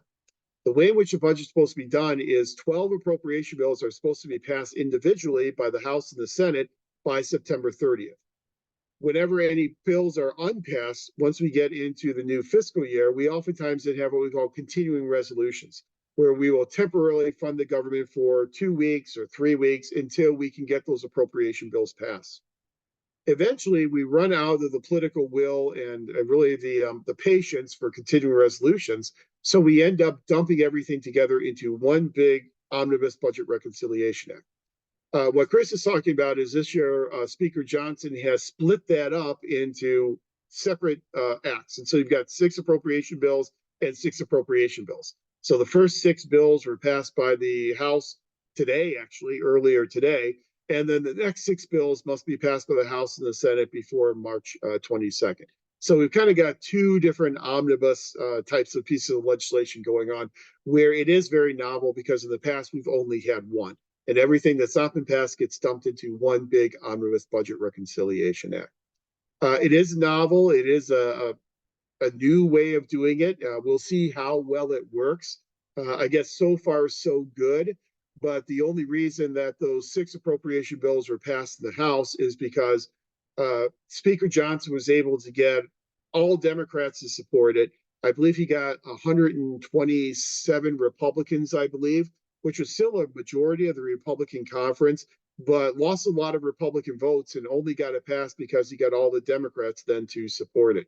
What the Freedom Caucus is going to think about passing bills with Democratic support, that's a political question that I think the speaker is going to have to grapple with in the upcoming months. But that's how he managed to do this and split this into 2 different omnibus bills. That's a great question. But the way the process is supposed to work is that we essentially have this concurrent resolution on the budget that establishes these maximum amounts of spending. And then the process shifts into the appropriations committees. There is an appropriations committee in the House, and there's an appropriations committee in the Senate. Each of those appropriations committees will have multiple subcommittees, 12 subcommittees. Each of those subcommittees will work on a different appropriations bill. So you might have an appropriations bill for agriculture, an appropriation bill for health and human services. So each different spending area has its own appropriation bill. Those subcommittees will then report out their appropriation bill for their area to their parent appropriations committee.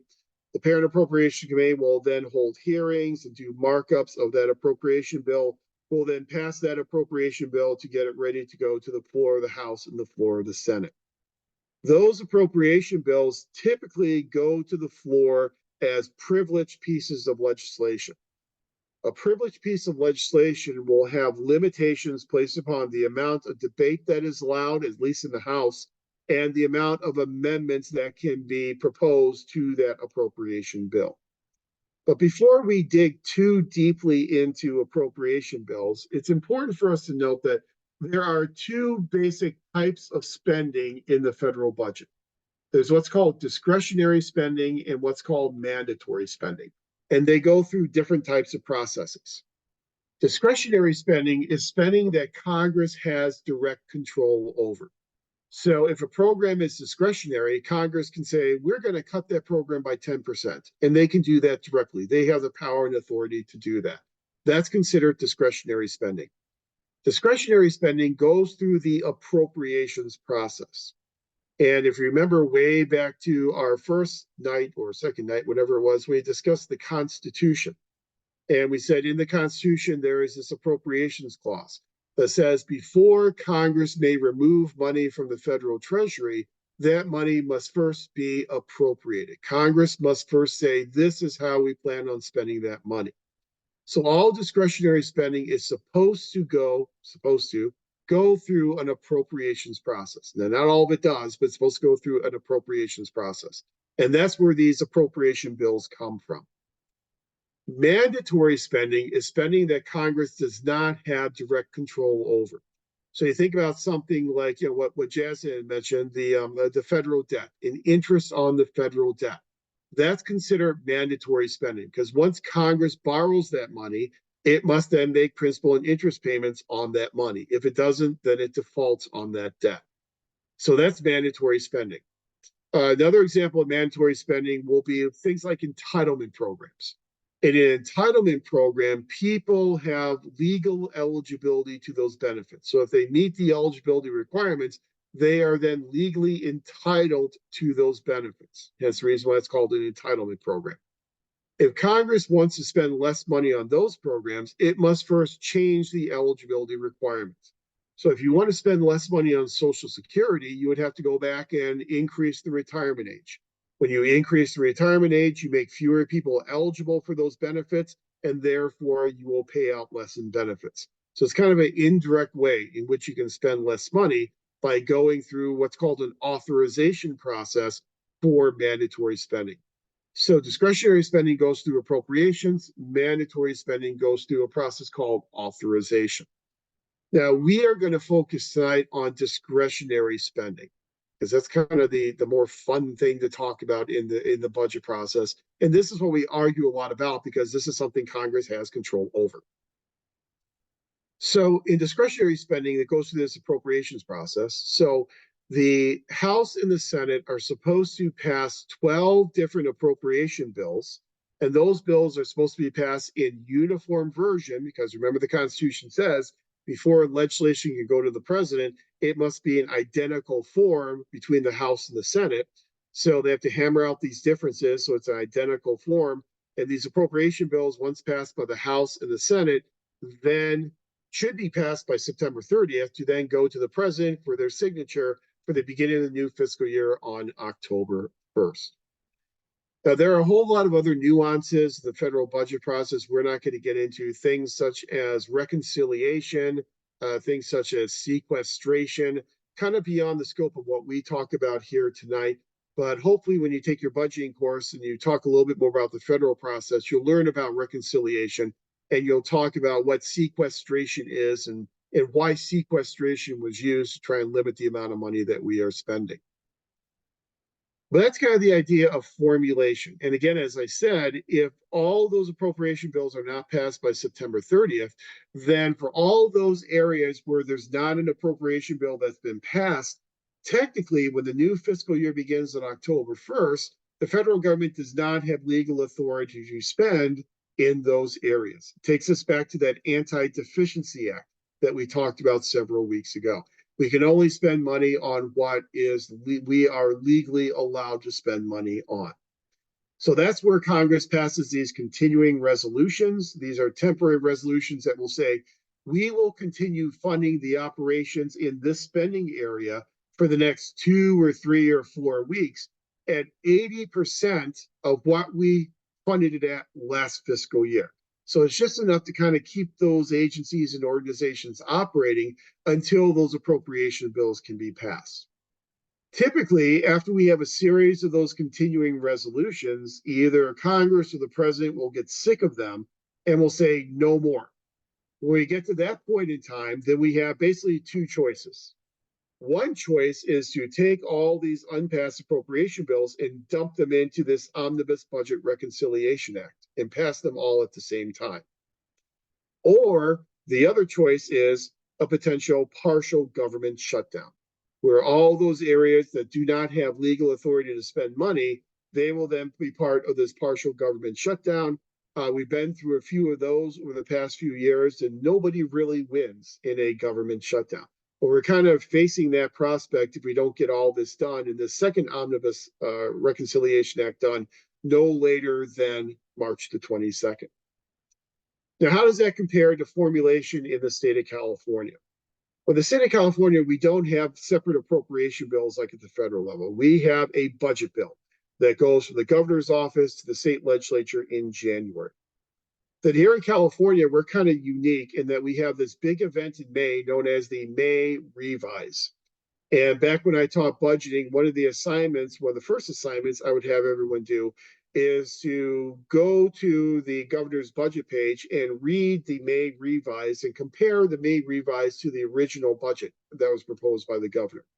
In the May Revise, in the middle of May, we will then get revisions to all the assumptions that the governor's budget proposal was based upon way back in January. So we will look at how are sales tax revenues coming in? How are income tax revenues coming in? Are revenues coming in above what we thought they would be when we did the estimates, the forecast back in January? Are they trailing behind where we thought they would be? And in that May revise, if we are generating less revenue than we thought, then we're going to have to revise the budget. We're going to have to make cuts to that budget proposal because we have less revenue. If revenue is coming in above what we thought, we could make some increases, or we could just propose to take that additional revenue and put it into a rainy day fund. But there are going to be adjustments made to the governor's budget proposal as a result of that May revise. A lot of local governments are very worried right now because we do have this budget deficit that's projected in the state of California, depending upon who you talk to. The governor's office or the legislative analyst's office is ranging between 40 and about $68 billion. It's a lot of money. So we've got this budget deficit that we're staring at. And so a lot of local governments are concerned that that projected deficit is going to get bigger and that revenues are going to be trailing behind our original forecast. That's why you see some agencies putting out these what we call pink slips, putting out notices to do reductions in force, just in case they need to reduce in force once we get to that May revise. So that May revise is kind of the big trigger here in California in formulation to really determine what that final budget is going to look like when it comes out of the state legislature on June 15th. Then it's supposed to be signed by the governor no later than June 30th for the beginning of the new fiscal year on July 1st.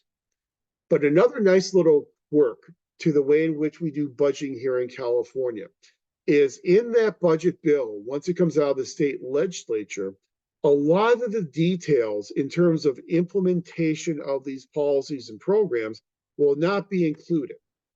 So in order to say how this money is going to be spent, who is eligible and when these monies should be spent, we need what are called trailer bills. And so after the budget is passed for the next couple of months, the state legislature will pass these things called trailer bills.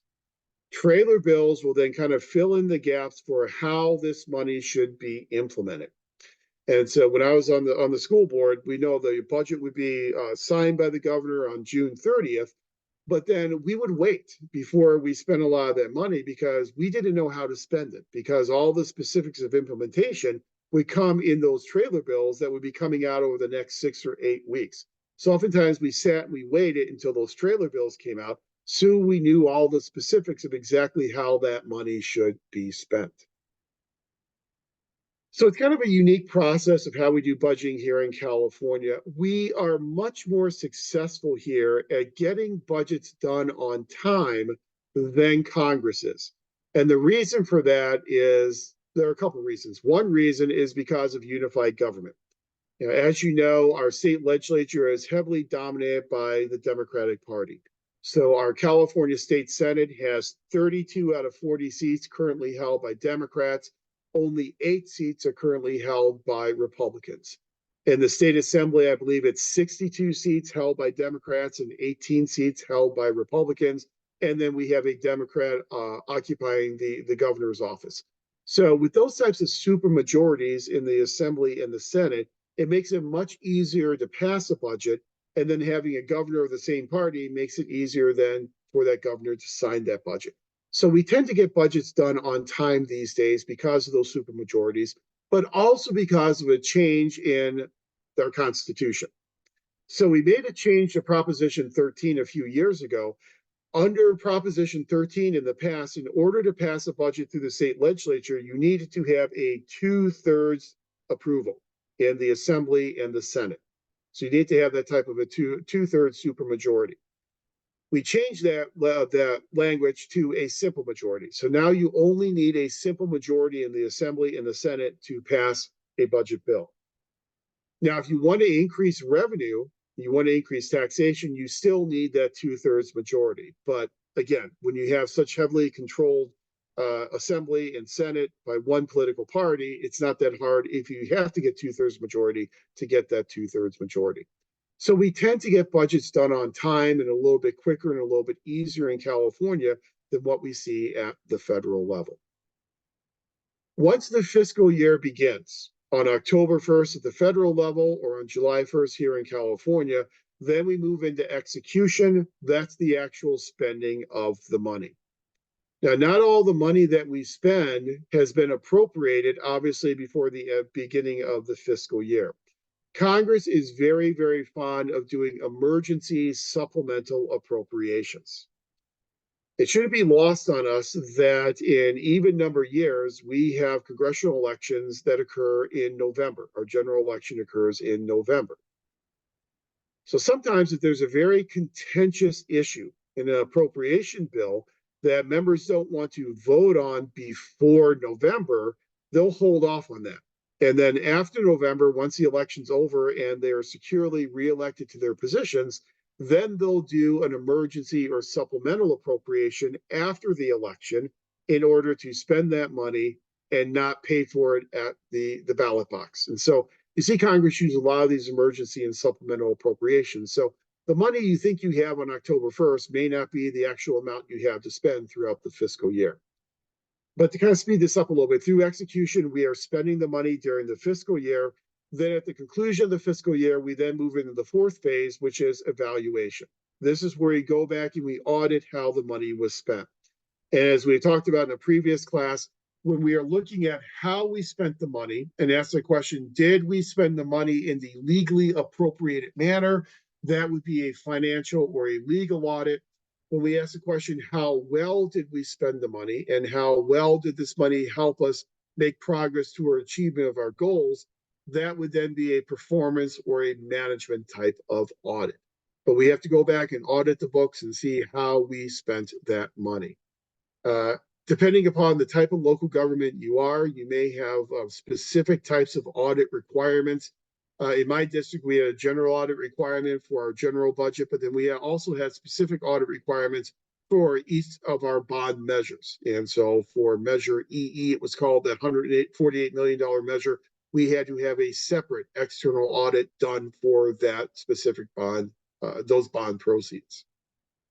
So those are basically the 4 phases in the budgeting process. One area that you will focus on in your public budgeting course is creating budgets and what budget formats look like. Because there are different formats and different budgets look different from each other. And there are different reasons why you might want to use a specific type of budget format. The 4 budget formats we're going to cover here briefly tonight are line item, performance-based, program-based, and zero-based budgets. I have provided links on our Canvas site to examples of each one of these 4 different budget formats. We're not going to go through those examples here tonight. I'm going to talk about them more in a kind of a conceptual way, talking about their advantages and disadvantages and kind of describing what they are. But those examples do exist for you if you want to go and take a look at them on our Canvas site. And you'll certainly talk a lot more about them when you get to 555. But to kind of create a frame of reference for this discussion of budget formats, I do want to refer to one author, Alan Schick. And I think Alan Schick is in the classics text, but Alan Schick wrote an article several years ago where he talked about the three purposes of a budget document. He said we can use budget documents for a variety of different reasons. The first purpose of a budget document is for control. If we're using our budget for the purpose of control, we are using it to control how much money we are spending and what we are spending that money on. A second purpose is for the purpose of management. We use our budget document to better manage the operations of our organization, to try and operate more effectively and more efficiently. And then the third purpose is the purpose of planning. To use the budget document as a planning tool, to plan the operations of our organization so we can see how all the different elements, all the units and departments of our organization are working together to help us achieve our goals and our objectives. So control, management, and planning. Which purpose you want to use a budget format for will dictate which budget format you select to use. So the first budget format is a traditional line item budget. And we've probably all seen that before. It's oftentimes called an object of expenditure budget. So we'll list what the money is being spent on, and then the next column will list how much money is being spent. So salaries, here's the amount. Benefits, here's the amount. Supplies, here's the amount. That's a traditional line item budget. Line item budgets are very good for control because we're controlling what we're spending the money on, and we're controlling how much money we're spending on each one of those objects of expenditure. The advantage of line item budgeting is not only is it good for control, but it's also very quick and very easy to do. So a lot of local governments rely upon line item budgeting. The disadvantage is that it doesn't give you much information at all. If you want information in terms of how well you're achieving your goals and objectives, you're not going to get it with a line item budget. You're going to just see what you're spending your money on and how much money you're spending. To determine how much money you want to spend this year, the only information you have is how much you spent last year on that object of expenditure. So you'll take what you spent last year, you'll add on maybe 2 or 3% for cost of living, and that will then become the amount you're spending for that object for this year. So it doesn't give you a whole lot of information. But that's the traditional line item type of budget we see most commonly at the local level of government. Second budget format is a performance-based budget. Performance-based budgets help us with the management type of purpose. In a performance-based budget, we'll build upon a traditional line item budget and we will incorporate in performance expectations. So here are the performance indicators to know how well we are doing with funding this service or this activity. So essentially with a performance-based budget, what we're trying to see is we're trying to see the linkage between inputs, the money that's coming into the agency, the activities, what that money is being spent on, then the outputs that are being created by those activities, the goods and the services that are being created through those activities, and then finally the outcomes, the consequences of those goods and those services. So an example I always used to use, which doesn't really fit us real well here in Southern California, would fit us better if we were in the mountains, I guess, is a performance budget for a snow removal program.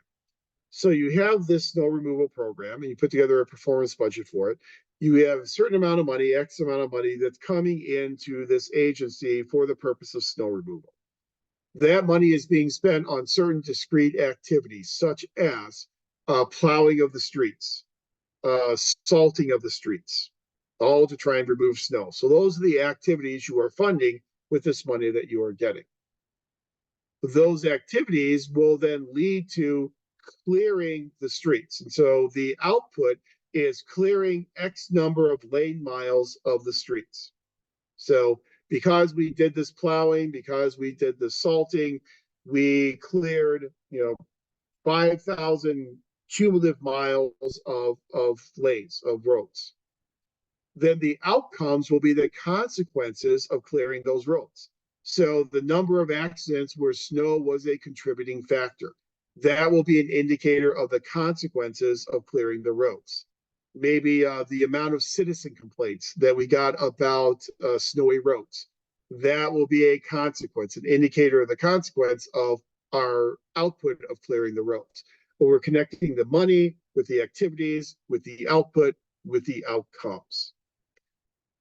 Performance-based budgeting was very popular at the local level back in the 1950s, and what was known as the classic approach to performance-based budgeting. In the classic approach to performance-based budgeting, we kind of stopped with outputs. So we asked the question, how's the money being spent in activities, and then how are those activities resulting in the services and the goods that we are providing?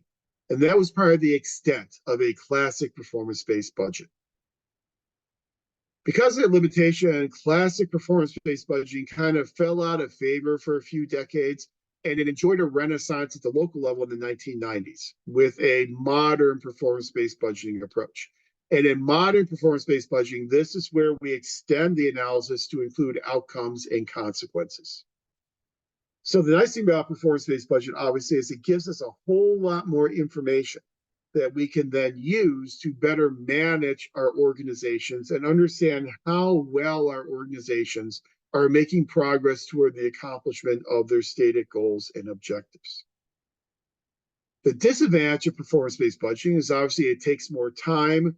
We have to put together empirical indicators of performance. Sometimes those empirical indicators are difficult to come by. They're difficult for us to develop. So for some types of activities, the indicators are not quite as apparent as for other types of activities. Also, we probably have had to go through a pretty good strategic planning process so we know what the goals and objectives of our activities are. So we probably have to predate performance-based budgeting with some type of strategic planning. Evan, go ahead. And the like the performance one that you mentioned, the snowplow, can that be a line or an attachment to a line item budget? If you only have one program that you're going to measure performance on, almost like a hybrid. Absolutely. Yeah, absolutely. I mean, that's an excellent point that these different budget formats, they are not mutually exclusive. And a real typical way in which we see performance-based budgeting used is in combination with line item budgeting. So yes, you would start out with a line item budget, and then building off that line item budget, you would then introduce those performance indicators for the programs that you want to assess their effectiveness. And so yes, the performance-based budgeting will then be built off of a line item budget. It really kind of becomes a hybrid combination of line item budgeting and performance-based budgeting. And that's an excellent point. Typically, we see those two types of budgets combined together whenever cities use them. That's an outstanding point. Usually we have that type of hybrid type of approach. So performance-based budgets, because they provide that information, can help us better manage the operations of our organization. Third type of budget is a program-based budget, which really helps to further the goal of planning, the purpose of planning. Now, a program-based budget is going to look and feel a lot different than line item and performance. In a program-based budget, typically we are going to organize our budget around programs rather than units and departments. So in a line item or performance or combination of the two, what we'll oftentimes do is organize our budget according to, say, police department or fire department. So they will have their separate budgets. In a program budget, instead of budgeting according to police department and fire department, we would budget according to a program. And so, for instance, the program could be protection of persons and property. That's the program that we are funding. Some of the activities of the police department will contribute to the protection of persons and property. Some activities of the fire department will certainly contribute to the protection of persons and property. So those activities that contribute to protection of persons and property will all then be budgeted together under that heading of protection of persons and property. And the way in which we find out which of those activities contribute to which programmatic goals is we will engage in a process known as crosswalking. So we'll create a very simple matrix. And along our columns, we will then list all of our goals, all of our programmatic goals. And then along the rows, we will then list the types of activities. So we'll see this activity contributes to this goal, this activity contributes to this goal, this activity contributes to this goal. Then all the activities that contribute to the same goal then get budgeted together under that programmatic goal. So a program-based budget, if you are looking for a program-based budget, you will recognize it very easily because it will be organized according to program rather than being organized according to unit or department. But it helps you with the planning because you can see how all these activities, regardless of what department is doing these activities, how all these activities are working together to help you achieve your goals and your objectives. And then the fourth budget format also contributes to the planning feature, and that's what's known as zero-based budgeting. And before we get there, I should mention program-based budgeting, you're probably going to rarely see that at the local level. Where you're more likely to see that is in a federal agency such as the Department of Defense. The Department of Defense first implemented program-based budgeting way back in the mid-1960s, and they've been using a variation of it ever since. Now, it looks a lot different than the 60s, but it's still kind of a variation on program-based budgeting. But our fourth approach is zero-based budgeting. In a zero-based budget, it's a much more rational way of putting together a budget. It's much more of a process than it is a final budget document. And in a zero-based budgeting process, what we will do is we'll look at our organization and we'll identify the lowest level in our organization where budget decisions can be made. So we look through our organization, we go to the lowest level where budget decisions are being made, and we call that a decision unit. Each of those decision units will then put together a series of what are called decision packages, different ways of funding different types of programs. So each decision unit may put together a dozen decision packages or 50 decision packages. It depends upon how many programs they have. An example of a decision package I've included in our Canvas site under the link for zero-based budgeting. And that's a really simple example of a bookmobile. So you have a library that is funding a bookmobile. So in that decision package, they will say, if we fund this bookmobile at 100% of what we funded it last year, what are the consequences of keeping our funding level the same? Well, obviously, because of inflation, gas prices have gone up. There are probably additional maintenance costs on the bookmobile. There are probably insurance costs that have probably gone up. And so it's probably more expensive to do what we did last year this year. But if we keep that funding level at 100% of last year, here are the consequences. We'll probably be able to serve X number of fewer patrons. Our circulation rates will probably decrease by X percentage because this bookmobile is going out in the public, going out there and contacting patrons where they are, oftentimes patrons who are unable to come to the library branch. So we've got those consequences for funding it at 100%. Then a second option is to fund it at 90% of what we funded it last year. Well, if it gets a 10% reduction plus all the additional costs for cost of living this year, we're going to be able to serve far fewer residents. So we'll have fewer patrons being served, and we'll quantify that, and a much lower percentage in terms of our circulation rates. Well, then a third option is funded at 110%, so a 10% increase. Obviously, we'll be able to serve more patrons. We'll be able to increase our circulation rates. But that's kind of this idea of a decision package. Here are different alternatives for how we fund this bookmobile. It's possible that one alternative could be to eliminate the bookmobile altogether and use maybe a car service or something else.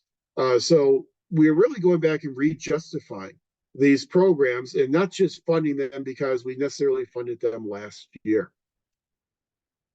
The important thing about zero-based budgeting is it's very much of a bottom-up type of budgeting process where you have these decision units lower in your organization putting together these decision packages.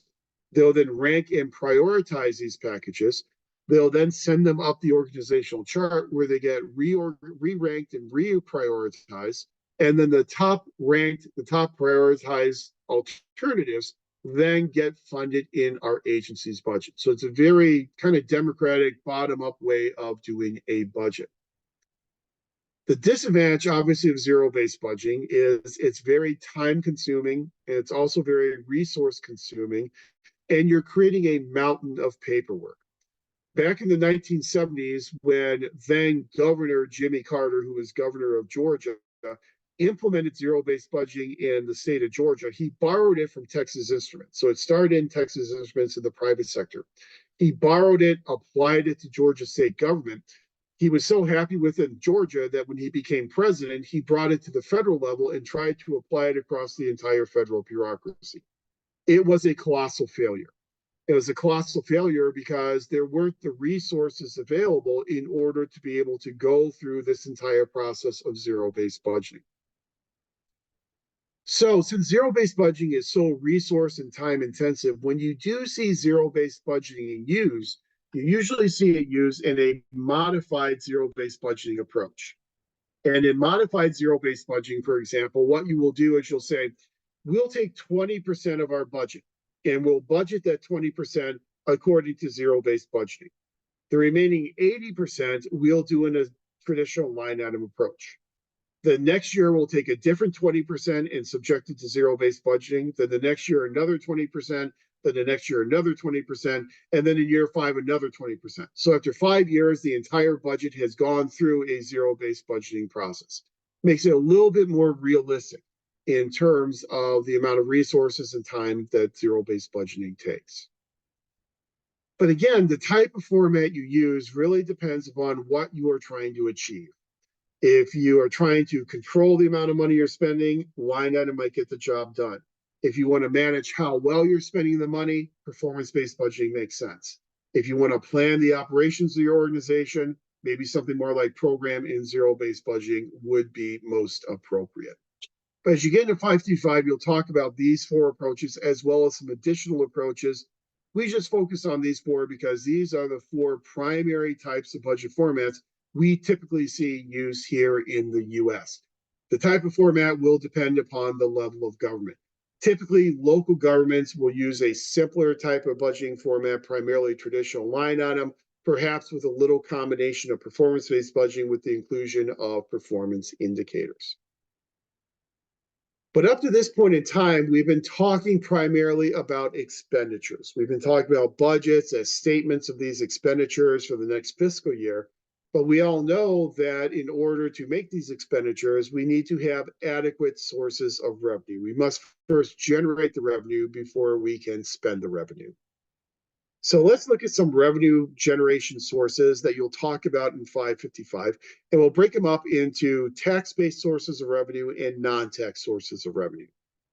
So our public organizations are funded with both tax-based as well as non-tax sources of revenue. The 3 primary tax-based sources of revenue are obviously property taxes, income taxes, and sales taxes. Property taxes are oftentimes the most hated form of taxation in America. People tend not to like the property tax because if you do not have your property taxes rolled into escrowed into your mortgage, you're going to get a very large property tax bill twice per year. It's a very visible type of tax, and twice per year, it's a very painful type of tax. It's also not very well liked because it tends to be a relatively regressive tax, meaning that it has the potential for hurting lower income individuals more than upper income individuals. The property tax is what we call an ability to pay tax, in that we determine the amount of property tax you owe based upon your ability to pay. And your ability to pay is defined by the assessed value of your property.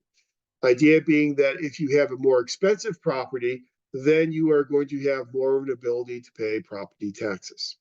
However, as we know, that is not always the case. When you are basing someone's ability to pay on the value of their property, they typically are not going to pay their property tax bill out of the value of their property, the value that wealth is wrapped up in that property. So they're going to pay it primarily out of their liquid income. So if there's a disconnect between someone's income level and the value of their property, then you can end up with a very regressive type of tax. And it's going to be on the scope of this course to really get into a lot of the nuances of the property tax here in the state of California. I think we all know we have a very unique property tax system in California, and that's courtesy of Proposition 13. Prop 13 back in 1978 established this approach to property taxation that has come to be known as the welcome stranger approach. And that's kind of a pejorative term, welcome stranger. It's kind of welcome stranger, here's your big tax bill. Because the way in which Proposition 13 works is that the assessed value of property will be reset whenever that property changes hands. Unless you're inheriting it from a parent or a grandparent, whenever that property changes hands, that's when the assessed value will be reassessed. So it leads to a lot of what we call violations of horizontal equity, in that you can have two similarly situated taxpayers. They are both making the same income, and they have identical homes located next door to each other. The person on the left purchased their home in 1975. The person on the right purchased their home in 2024. The person who purchased their home in 1975 paid $50,000 for their home. So they start at an assessed value of $50,000. That assessed value can increase every year, but only by a maximum of 2%. So very small incremental increases. The person who bought their home in 2024 purchased their home for $900,000. So absent any types of homestead exemptions or any other types of 55 plus exemptions, their assessed value is going to basically be that $900,000 purchase price. So the property tax bill for that $900,000 home is going to be exponentially higher than the property tax bill for their neighbor in that $50,000 home when it was originally purchased. So property taxes in California do kind of have that violation of what we call horizontal equity. We do not treat similarly situated taxpayers in a similar manner. Another thing that Proposition 13 did is it placed a limitation on the property tax rate that local governments can charge. And the basic property tax rate that was spelled out in Proposition 13 was a 1% property tax rate. Now, you may look at your property tax bill and say, well, wait a second, I am paying more than 1%. You may be 1.2% or 1.4%. That's because there are certainly specific assessments that can be added on. And so you might have an assessment added on for repaving your street, or you may have an assessment added on for putting in new streetlights, or you may have the misfortune of having Mello-Roos taxation added on to your property tax bill. And Mello-Roos is a type of taxation unique here to California, whereby we add on these Mello-Roos taxes in order to pay for capital improvements that are necessary as a result of developments. And as Evan said, school bonds are the most for us. Yeah, whenever a school district passes a bond, then that increase will then become part of your taxation. And so if your school board has proposed a lot of school bonds, and those bonds have been passed by the voters, then yes, you're going to be well above 1% in terms of your property tax rate.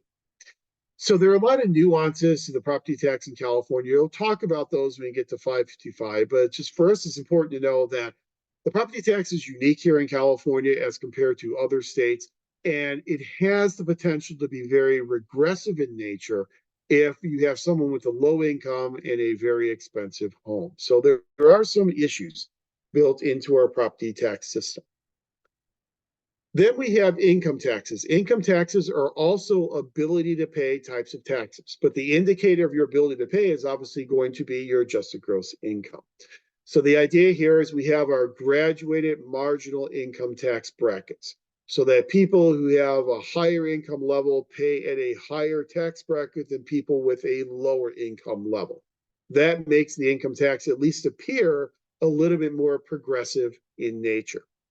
As we know, the problem is, especially at the federal level, there are so many loopholes in the federal income tax system that you can have billionaires who end up paying $200 or $300 per year in income taxes. And so there's certainly a lot of work that needs to be done in the federal income tax code. But the idea behind the income tax is that at least it's a little bit more progressive because of these graduated marginal income tax brackets. Property taxes are the domain of local governments. Income taxes are the domain of the federal and many state governments. And then we have sales taxes. And the difference of the sales tax, as we know, is it's a consumption-based tax. It is a benefits received type of tax. We don't base it upon your ability to pay. We base it upon the benefits that you are receiving by consuming some type of a commodity. We have general sales taxes, and then we have what are called selective excise taxes. Selective excise taxes will apply different sales tax rates to different types of commodities. So things such as a motor fuels excise tax is a gas tax. We capture those funds, or we're supposed to capture those funds and use them for road reconstruction and construction. Luxury taxes, taxes on yachts are considered selective excise taxes because you only pay that tax if you are purchasing a yacht. Sumptuary taxes are sin taxes. And so taxes on tobacco, taxes on alcohol, those are selective excise as well, in that they only apply if you are purchasing alcohol and tobacco. One of the nice things about selective excise taxes is it allows people to shift the burden onto other taxpayers. So if I don't drink alcohol, if I don't use tobacco products, I don't pay the tax. Other people who use those products will be paying the tax. The more you allow your taxpayers to shift their burden onto others, the more acceptable from a political perspective those taxes tend to be. You think about something like a hotel tax. A lot of local governments here in Southern California rely upon a hotel tax. Well, citizens like hotel taxes because they don't pay them because they live in the city. So those hotel taxes are being paid by tourists and being paid by visitors. The ability to shift the burden to other taxpayers is what makes taxes very politically appealing, or more politically appealing than more traditional types of taxes. Sales taxes can be highly regressive unless you have the right commodity-based exemptions. So lower income individuals will have less disposable income, less income left over after purchasing the staples of life, food, shelter, and clothing, than upper income individuals. So if you don't exempt the staples of life from your sales tax, that sales tax will become very regressive and have a much bigger impact upon lower income individuals as opposed to upper income individuals. But one of the big impacts of Proposition 13 is because of this 1% rate limit and the 2% assessment limit that combined together to limit the overall amount of property tax revenue that local governments are able to generate here in California. So after 1978, for 2 or 3 years, the state kind of backfilled some of this lost revenue. Then after 1981, the state started backing off on this backfilling and not giving the revenue back to the local governments. So local governments were able to generate much less revenue from the property tax. So we saw a lot of local governments shift to non-tax sources of revenue, things like user charges and user fees. Now, technically, there is a difference between a user charge and a user fee. A user charge is applied to the consumption of some type of a service. So you consume utilities and you pay a user charge for those utilities that you have consumed. Trash collection, when it's not privatized, is subject to user charges. So it's connected to the consumption of some type of a service. User fees are typically not connected to a service. They're more likely connected to the issuance of a license. So if you want to engage in a certain type of activity in a jurisdiction, you have to go out there and get a license and then pay a fee for that license. You want to drive your car on the road, you have to pay a registration fee. You have to pay a driver's license fee. You want to hunt, you want to fish, you have to get a hunting license, a fishing license, and then pay a fee for those licenses.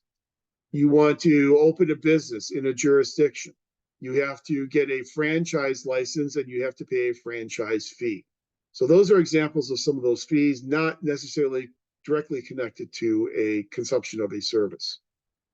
When you look at the average city in the state of California, the average city generates more revenue from user charges and user fees than it does from the property tax. And that is a result of Proposition 13. Now, here in Southern California, you may be looking at your city and saying that's not the case. You may say my city gets more of its revenue from property taxes. And that's kind of true for Southern California cities. They tend to be a little bit different than the rest of the state. But overall, for California, the average California city now gets more revenue from non-tax sources than they get from the property tax. So we need to generate adequate amounts of revenue in order to pay for our expenditures. As we had said before, when we do not generate adequate amounts of revenue and our expenditures exceed our revenue, that's when we have a deficit. Deficits are imbalances between revenues and expenditures in one given fiscal year. That's a deficit. Debt is a little bit different. Debt is long-term in nature. Now, the cumulative effect of all those operating deficits year after year after year will then add up and contribute to the long-term debt. But long-term debt can also come from the issuance of bonds, borrowing of money to construct these capital projects. So whenever local governments want to build these capital projects, if they have not squirreled away enough money in a capital projects fund or in a reserve fund, they're going to have to borrow money in order to pay for that project. Long-term debt, long-term borrowing of money at the local level is referred to as a bond. So they will issue a bond, investors will purchase that bond. The revenue they get from the investor purchasing that bond is the bond proceeds that will then be used for the purpose of constructing this project. They will then usually raise taxes, collect that additional tax revenue, and that additional tax revenue will then make the annual principal and interest payments to repay that bond. That long-term bond could be 20, 25, 30, sometimes upwards up to 40 years in maturity. So you pay this large capital project price off over a number of years. By issuing debt and paying it off over a number of years, you limit the tax hit on your citizens. If you're going to raise taxes to a sufficient level in year one to construct this project, that tax increase would be cost prohibitive. But since you're paying it off over a 30-year period of time, the incremental increase in taxation is obviously much, much smaller. What a lot of governments have been able to do, not recently, but in the past, when interest rates were so low, they were able to refinance the debt. And by refinancing the debt, they were able to chop years off of the maturity for that debt. So a 30-year bond could end up becoming a 20-year bond because of taking advantage of those lower interest rates. For a couple of years, I was the president of a joint finance authority, and that's something that we did. There was one bond that we refinanced. We call it refunding, but it's kind of refinancing. We refunded that bond at lower interest rates, and it saved $800,000 to citizens in interest rates. So that tax then could go away quicker and go off their property tax bill years earlier than it normally would. But a bond is this long-term type of borrowing of money, and there are different types of bonds that local governments issue. You'll talk about a lot of different types of bonds when you get to 555, but for our purposes here, three of the most commonly used bonds are general obligation bonds, revenue bonds, and double barrel bonds. A general obligation or GO bond is a bond where the government pledges its full faith and credit to repay the debt. Now, as an investor, you know that there is a direct relationship between risk and reward. The higher the risk of the investment, the more reward you anticipate getting. The lower the risk, the safer the investment, the less reward that you can get. Same type of thing here with bonds. So when investors purchase general obligation bonds, these are very safe types of investments because the government is saying we will use all the resources at our disposal in order to make sure that you as the investor, that you get your money back. You will get your principal and interest payments. So the investor knows they're getting their money back, so it's very secure. And so it's a very cheap type of debt to issue because the interest rates, or as we call it in bonds, the coupon rate will be less than it will be with other types of bonds that you can issue. And in bonds, we call interest rates coupon rates. And it's kind of an artifact of the old days. In the old days, when investors would purchase municipal debt, they would literally get a coupon book. And then every month when they were getting their principal and interest payment, they would rip off a coupon. They would then send that coupon in. They would then get their check in the mail. So that's why they're called coupon rates. It's kind of an artifact of a bygone day. Evan says a lot of cities are issuing bonds to pay for pension liability. Yeah, they are, and that's not a great practice, which they generally don't specify in the budget. Yeah, if you are borrowing money to kind of prop up your pension fund, uh, that's a problem. The state of Illinois got into a lot of trouble a few years ago, issuing very speculative type of debt, very expensive type of debt to try and prop up the state pension fund, and eventually that debt is going to come due. And when it came due, it almost bankrupted the state of Illinois. So much so that they were talking seriously about closing state universities. And I began my career at Eastern Illinois University. It's a state university in central Illinois. And that university a few years ago was seriously talking about maybe having to close its doors. It was a state university with an enrollment of 10,000 students, has been around since 1895, I think, and they were really kind of on the edge. Now, the fiscal picture is a lot better in Illinois, and so they're going to be able to remain open. But Illinois got into a lot of trouble doing that type of speculative borrowing with those types of bonds. So with a general obligation bond, the advantage is it's going to be a lot cheaper to issue as a government. The disadvantage of a general obligation bond is that general obligation bonds not only pledge your full faith and credit for repayment, but general obligation bonds are oftentimes subject to state imposed limitations. So the state will come in and tell local governments, you can only issue up to a certain percentage of your expenditure, of your revenue in general obligation bonds. So once you are bumping up against that general obligation bond cap, you may not be able to issue any more general obligation bonds. Another disadvantage of general obligation bonds is they are usually subject to voter approval. And oftentimes you need a supermajority voter approval to approve a general obligation bond.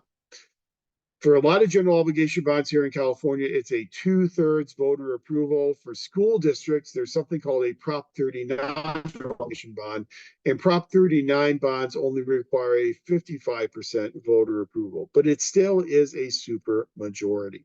When we passed our bond back in 2014, I think we got 57% support from voters, and we needed 55.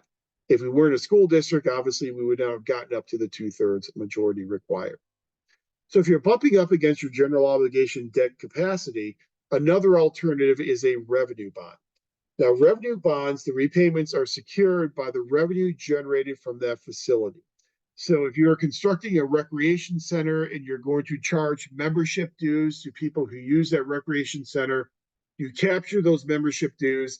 And then once you have paid for your operating costs, if you have enough money left over to then retire the debt with those annual debt payments, you might be able to issue a revenue bond. But revenue bond payments are secured from the revenue generated by the facility. If you are building a facility that doesn't generate revenue, you're probably not going to be able to use a revenue bond. If you don't generate enough revenue after you pay for your operating expenditures, you're probably not going to be able to use a revenue bond. The advantage of revenue bond is, again, no full faith and credit. So it's based upon the longevity, if you will, and the ability of the enterprise to fund itself. The disadvantage of a revenue bond is that the coupon rates are higher because it's a riskier investment for the investors. So therefore, as risk goes up, their anticipated reward will go up as well. So it's a much more expensive type of bond. A combination of the two is what's called a double barrel bond. Part of the issue will be general obligation, part of the issue will be revenue. The coupon rates for these obviously will fall in between a general obligation and a revenue bond. Now, those are just three simple examples of long-term bonds issued by governments. There are a lot of others that you'll talk about in 555. There are capital appreciation bonds. There are lease rental bonds. There are sale leaseback bonds. There are all kinds of different bonds that local governments have come up with to try and be creative and try and avoid some of the limitations placed upon them by their state government.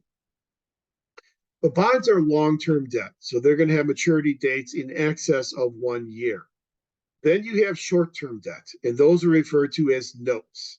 Notes usually have a maturity of less than 1 year in duration.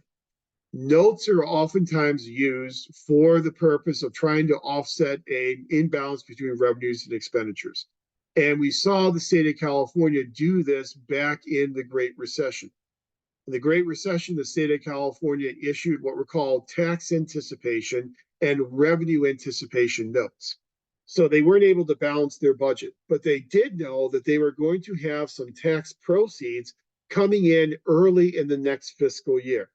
So to balance your budget for this fiscal year, you will then borrow money through the use of these notes, and then you'll pay that debt off in the next month or two whenever that new tax revenue comes in.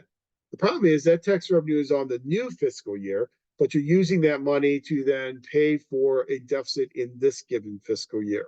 It's not a great fiscal practice. It means that obviously you have some fiscal problems in your state, but it's a way in which you can offset that operating deficit. Also, sometimes these short-term debt instruments are also used to kind of get jump-started on a capital project. Whenever you issue bonds, it's going to take some time for those bond proceeds to come in. Issuing a bond is a very long process. And even if you do a negotiated underwriter type of selection, it's still going to take you time to get those bond proceeds. It may take you 4 or 5 or 6 months before that money comes in. You want to get a quick jump start on the project, you issue what's called a bond anticipation note, gives you an influx of money to get started on the project, then gets paid off whenever those bond proceeds come in the next few months. So there is a difference between debt and deficits. Debt tends to be long-term. Deficits tend to be an imbalance of revenue and expenditures in one given fiscal year. So the moral of the story in terms of budgeting, especially at the federal level, is not good. It's that the federal budgeting process is essentially out of control. We have only balanced the budget twice in the past, do my quick math, 60, well, 54 years. So in 2 out of 54 years, we have actually balanced the budget. That obviously is not a good track record. I don't remember the last time that we got all the budget, the appropriation bills all done by the beginning of the next fiscal year. So we never get the budget done on time. And it's been that way for the past several decades. So we continue to try to fix the budgeting process at the federal level. Just to give you a quick example of some of the ways we tried to fix the budgeting process and how they really haven't worked. In the decade of the 1970s, we had this piece of legislation called the Budget and Impoundment Control Act.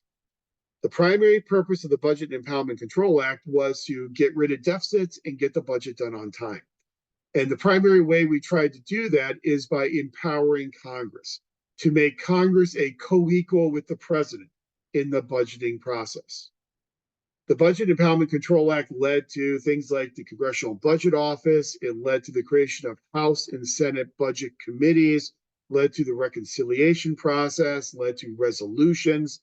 So it really laid out the parameters of the way in which our budget process is supposed to work today. The problem was it did not eliminate deficits and it did not help us get budgets done on time. Decade of the 1980s, we then had this thing called Gramm-Rudman-Hollings, and it actually was two pieces of legislation, Gramm-Rudman-Hollings 1 and Gramm-Rudman-Hollings 2.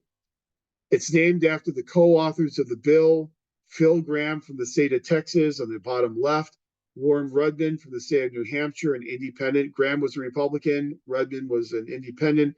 And then on the far right, Fritz Hollings, a Democrat from South Carolina. We don't see many Democrats from South Carolina anymore, but Fritz Hollings was one of them. So you had this bipartisan act that was attempting to try and control and eliminate deficits.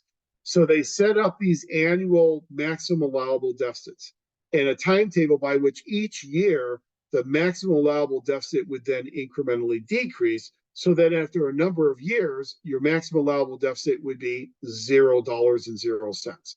So if we follow the timetable, deficits would be eliminated. Problem is, Congress did not follow the timetable. When Congress in a given year saw it was going to exceed its target, it merely revised the target upward and deficits went up instead of deficits going down. So both Gramm-Rudman-Hollings 1 in 1985 and Gramm-Rudman-Hollings 2 in 1987 both failed to eliminate deficits. So we're 0 for 2. We're persistent, so we try again. In the 1990s, we get this thing called the Budget Enforcement Act. And this was a little bit more successful. In the Budget Enforcement Act, we said instead of focusing on deficits, we're going to focus on runaway federal spending. So we created 3 different categories of spending: domestic, international, and defense. And we then established walls between those 3 different areas. So if you wanted to spend more money on domestic programs, you could not do it by robbing from international programs. If you want to spend more on defense, you couldn't rob from domestic, and vice versa. So you had to stay within those 3 categories. And it also introduced this acronym that we still on occasion use today, and that's what's called PAYGO. PAYGO stands for pay as you go. A pretty simple concept that you're going to pay for your spending as you go. So if you want to increase spending on one program, you got to pay for it with decreases in another program within that same spending category. So you pay for your spending as you go to avoid borrowing money. The combination of the Budget Enforcement Act with some balanced budget acts in the 1990s and a very quickly growing economy in the 1990s. In the 90s, we had the dot-com boom. So we had the Silicon Valley exploding in terms of wealth. That produced a lot more income that was available for the federal government. So we saw a huge increase in federal income tax revenue coming into federal coffers, combined together with this increase in revenue, combined with the limitations in spending that came from the Budget Enforcement Act. And in year 2000 and 2001, we actually, at least on paper, had a budget surplus for the first time since 1969. That did not last very long because we had the terrorist attacks of September 11th, the subsequent wars in Iraq and Afghanistan. Our expenditures shot up through the roof, and we had tax cuts combined with that, which then led us back into deficit spending, and every year that deficit continued to increase. So the moral of the story here is, number 1, the federal process remains out of control. Number 2, you cannot change the federal process merely through procedural changes. The only way to truly reform the budgeting process at the federal level is through political willpower. You need to have elected officials who have the political willpower to reduce expenditures and or increase revenues. And those are both very painful propositions for a member of Congress who wants to try and get reelected. But absent that political willpower, procedural changes will only get you so far in trying to reform the budgeting process. But this is timely information that you should think about as you watch what's going on currently in Congress and how successful or unsuccessful Congress is at getting that second set of 6 appropriation bills passed and to the president by March 22nd. If it doesn't happen by March 22nd, then there is still that good potential for a government shutdown that could be avoided again with more stopgap measures. But we are already into March, and this was all supposed to be done no later than September 30th. So it's good, timely information to keep an eye on that budget process as it does proceed. But obviously, we have this responsibility to try and manage these public resources in the most efficient and effective way possible because they are public resources. They are not resources that belong to us or that belong to our organization. So this is just some good information to kind of share with you what you're going to encounter once you get to your budgeting course. So let me, at this time, share out one last set of slides. And the good news is it's a set of 2 slides. So it's going to be very, very quick in comparison to everything else. Yeah, let's get through that and stop that. Okay, let me share out our last set of slides. And this is kind of how we wrap up the entire show here in PPA 500. And that, oops, why did I do that? And that is to talk about the future of the public sector and just generally talk about some of the challenges and the opportunities that we can anticipate running into and encountering as public administrators. So there are some challenges, obviously, we're going to have to deal with. Fewer resources will be our first challenge. We are seeing that currently here in the state of California. We have this large budget deficit that may become even larger in the next few months with the May revise. We're going to continue to be asked to do more with less. And I think those fewer resources will continue to be a problem that we are going to have to face over the next few years. One of the reasons for this problem of fewer resources is a lot of that COVID money is now gone. That federal COVID money has been spent by state and local governments. That COVID money was a really good band-aid to kind of cover up some of the scars on the economy from the COVID-19 pandemic. Now that that band-aid has been ripped off, we're really starting to see some of those scars and some of those impacts from the pandemic that we thought we might see a couple of years ago were kind of masked by that COVID spending. And now we're starting to see those scars on our economy. So I think a lot of states are going to be facing this challenge of fewer resources. Second challenge is more direct contact. Now, this is a good thing from the perspective of encouraging democratic participation. We know one of the primary principles in the ASPA Code of Ethics is to promote democratic participation among our citizens. We also know here in the state of California, we place a premium on openness and transparency of government business. But what that also means is that the public will be more involved in decision making. So you're going to have more contact with members of the public in terms of their involvement. Again, that's a good thing, but then it's also something that will change the decision making process in the public sector. Members of the public also have a lot of additional avenues that they can use to contact elected officials as well as public administrators. We have seen an explosion in public records requests here in the state of California. And a lot of local agencies are struggling financially with the responsibility of responding to these public record requests. And so that's just an example of how more direct contact could actually lead to a loss of resources and spending more money to respond to these public record requests. Less political support. As we see wealthier candidates who can become free agents in getting elected to office, they are no longer as attached to the moorings of their political parties.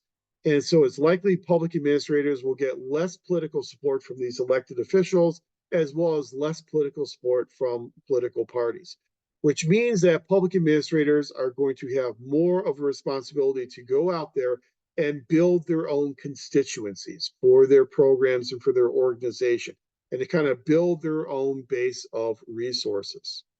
That means that we are probably going to see administrators bleed over into the political side of this supposed politics administration dichotomy much more than we have seen in the past.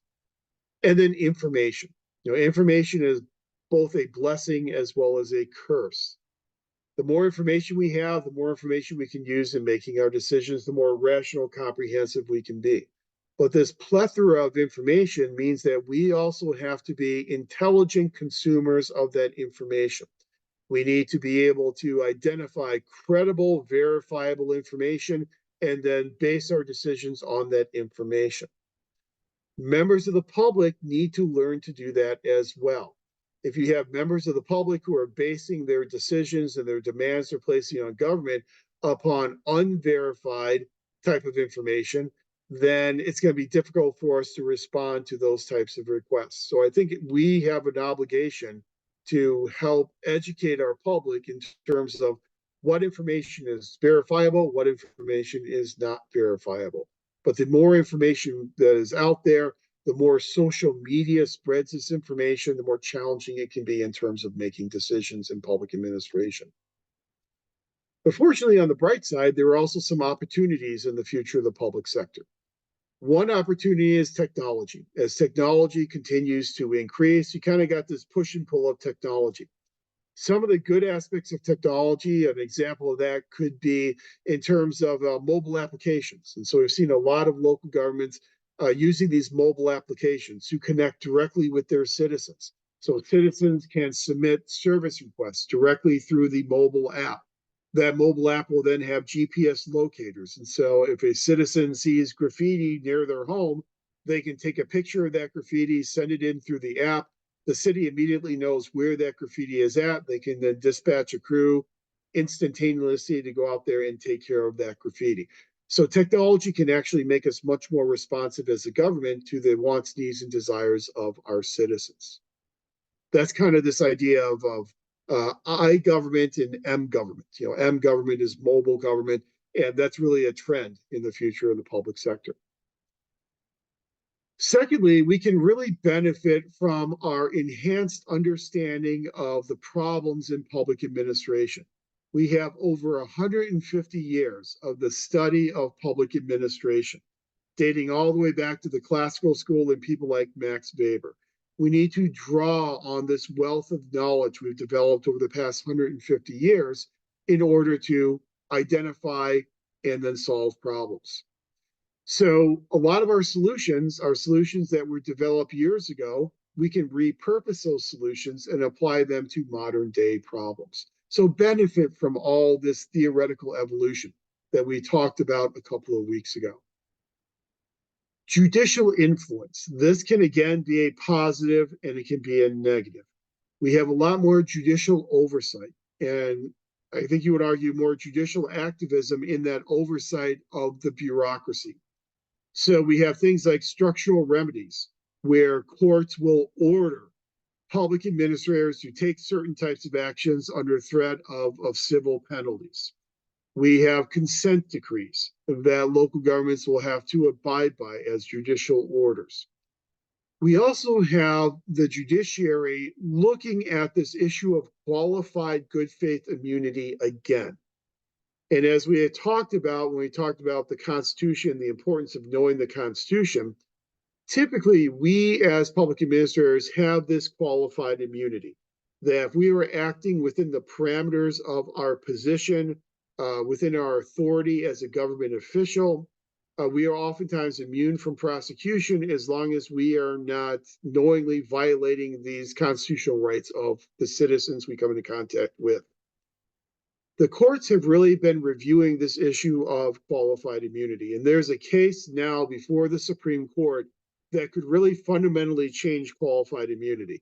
And it's looking at if a city in I'll make it really quick. There's a city council candidate, and that city council candidate was very, very critical of the mayor as well as the sitting members of city council. The city council and the mayor got the police department to arrest this person on what turned out to be trumped up charges. The witness was not really a witness, and this person who was running for city council was actually jailed for a number of days. The mayor, the members of city council said, well, we were acting within our role as mayor and member of city council in doing these and taking these types of actions and having this person jailed. Obviously, the person is saying you violated my constitutional rights. And so the court's going to have to decide just how extensive and expansive this idea of qualified good faith immunity is. In the past, the way in which the courts have looked at it is they've looked at it in terms of a time perspective. So they asked the question, how much time have these administrators or these elected officials had to consider the constitutional rights of the people they are dealing with? So another example is a good example of a case that actually died at the federal level in the courts of appeal with my hometown of Parma, Ohio, is a case called Novak versus Parma. And what had happened is a citizen by the name of Novak had put together a spoof website that was kind of a satirization of the Parma Police Department. Obviously, the Parma Police Department didn't like that. They said that it was impersonating the official website of the Parma Police Department. They arrested him and they put him in jail and awaiting trial. He said, this is my First Amendment right to put together this website. At the top of the website, it says, this is satirical, this is a spoof, this is not the official police website. Police department said, we don't care, it looks enough like the official police website, and so he was then jailed. He took his case all the way up to the Court of Appeals, saying that my constitutional rights were violated, the Circuit Court of Appeals dismissed this case and said that the qualified good faith immunity provided to the police department was enough to protect them for their actions that they took in arresting him and jailing him. So in that case, qualified good faith immunity was upheld by the Circuit Court of Appeals. We're going to have to wait and see what the Supreme Court says. But typically, if you have a long time, days and months to think about the constitutional rights of people you're dealing with, then there's a higher bar if you do end up violating those rights. So keep an eye on that case. It's called the Gonzalez case at the Supreme Court level. It could have a big impact upon the way in which public administrators enjoy qualified good faith immunity. And then finally, just to wrap this up, there's going to be a lot more collaboration. We know today in the public sector, we typically don't have one agency that is singularly implementing one program.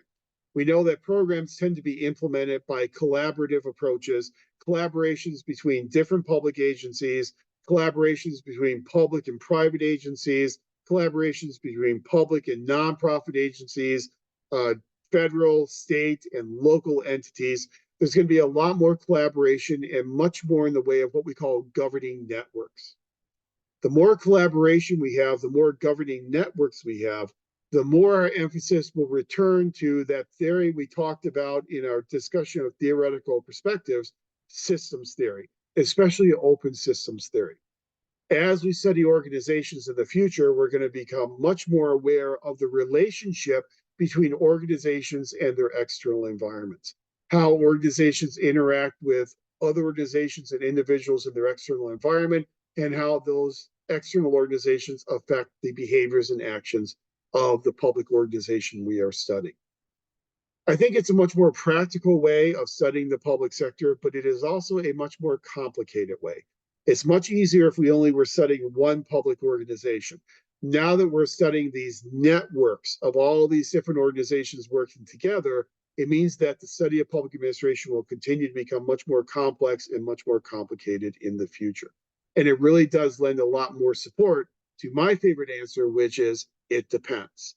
Our answers will really depend upon a multitude of organizations instead of just the behavior of one person or one organization at one point in time.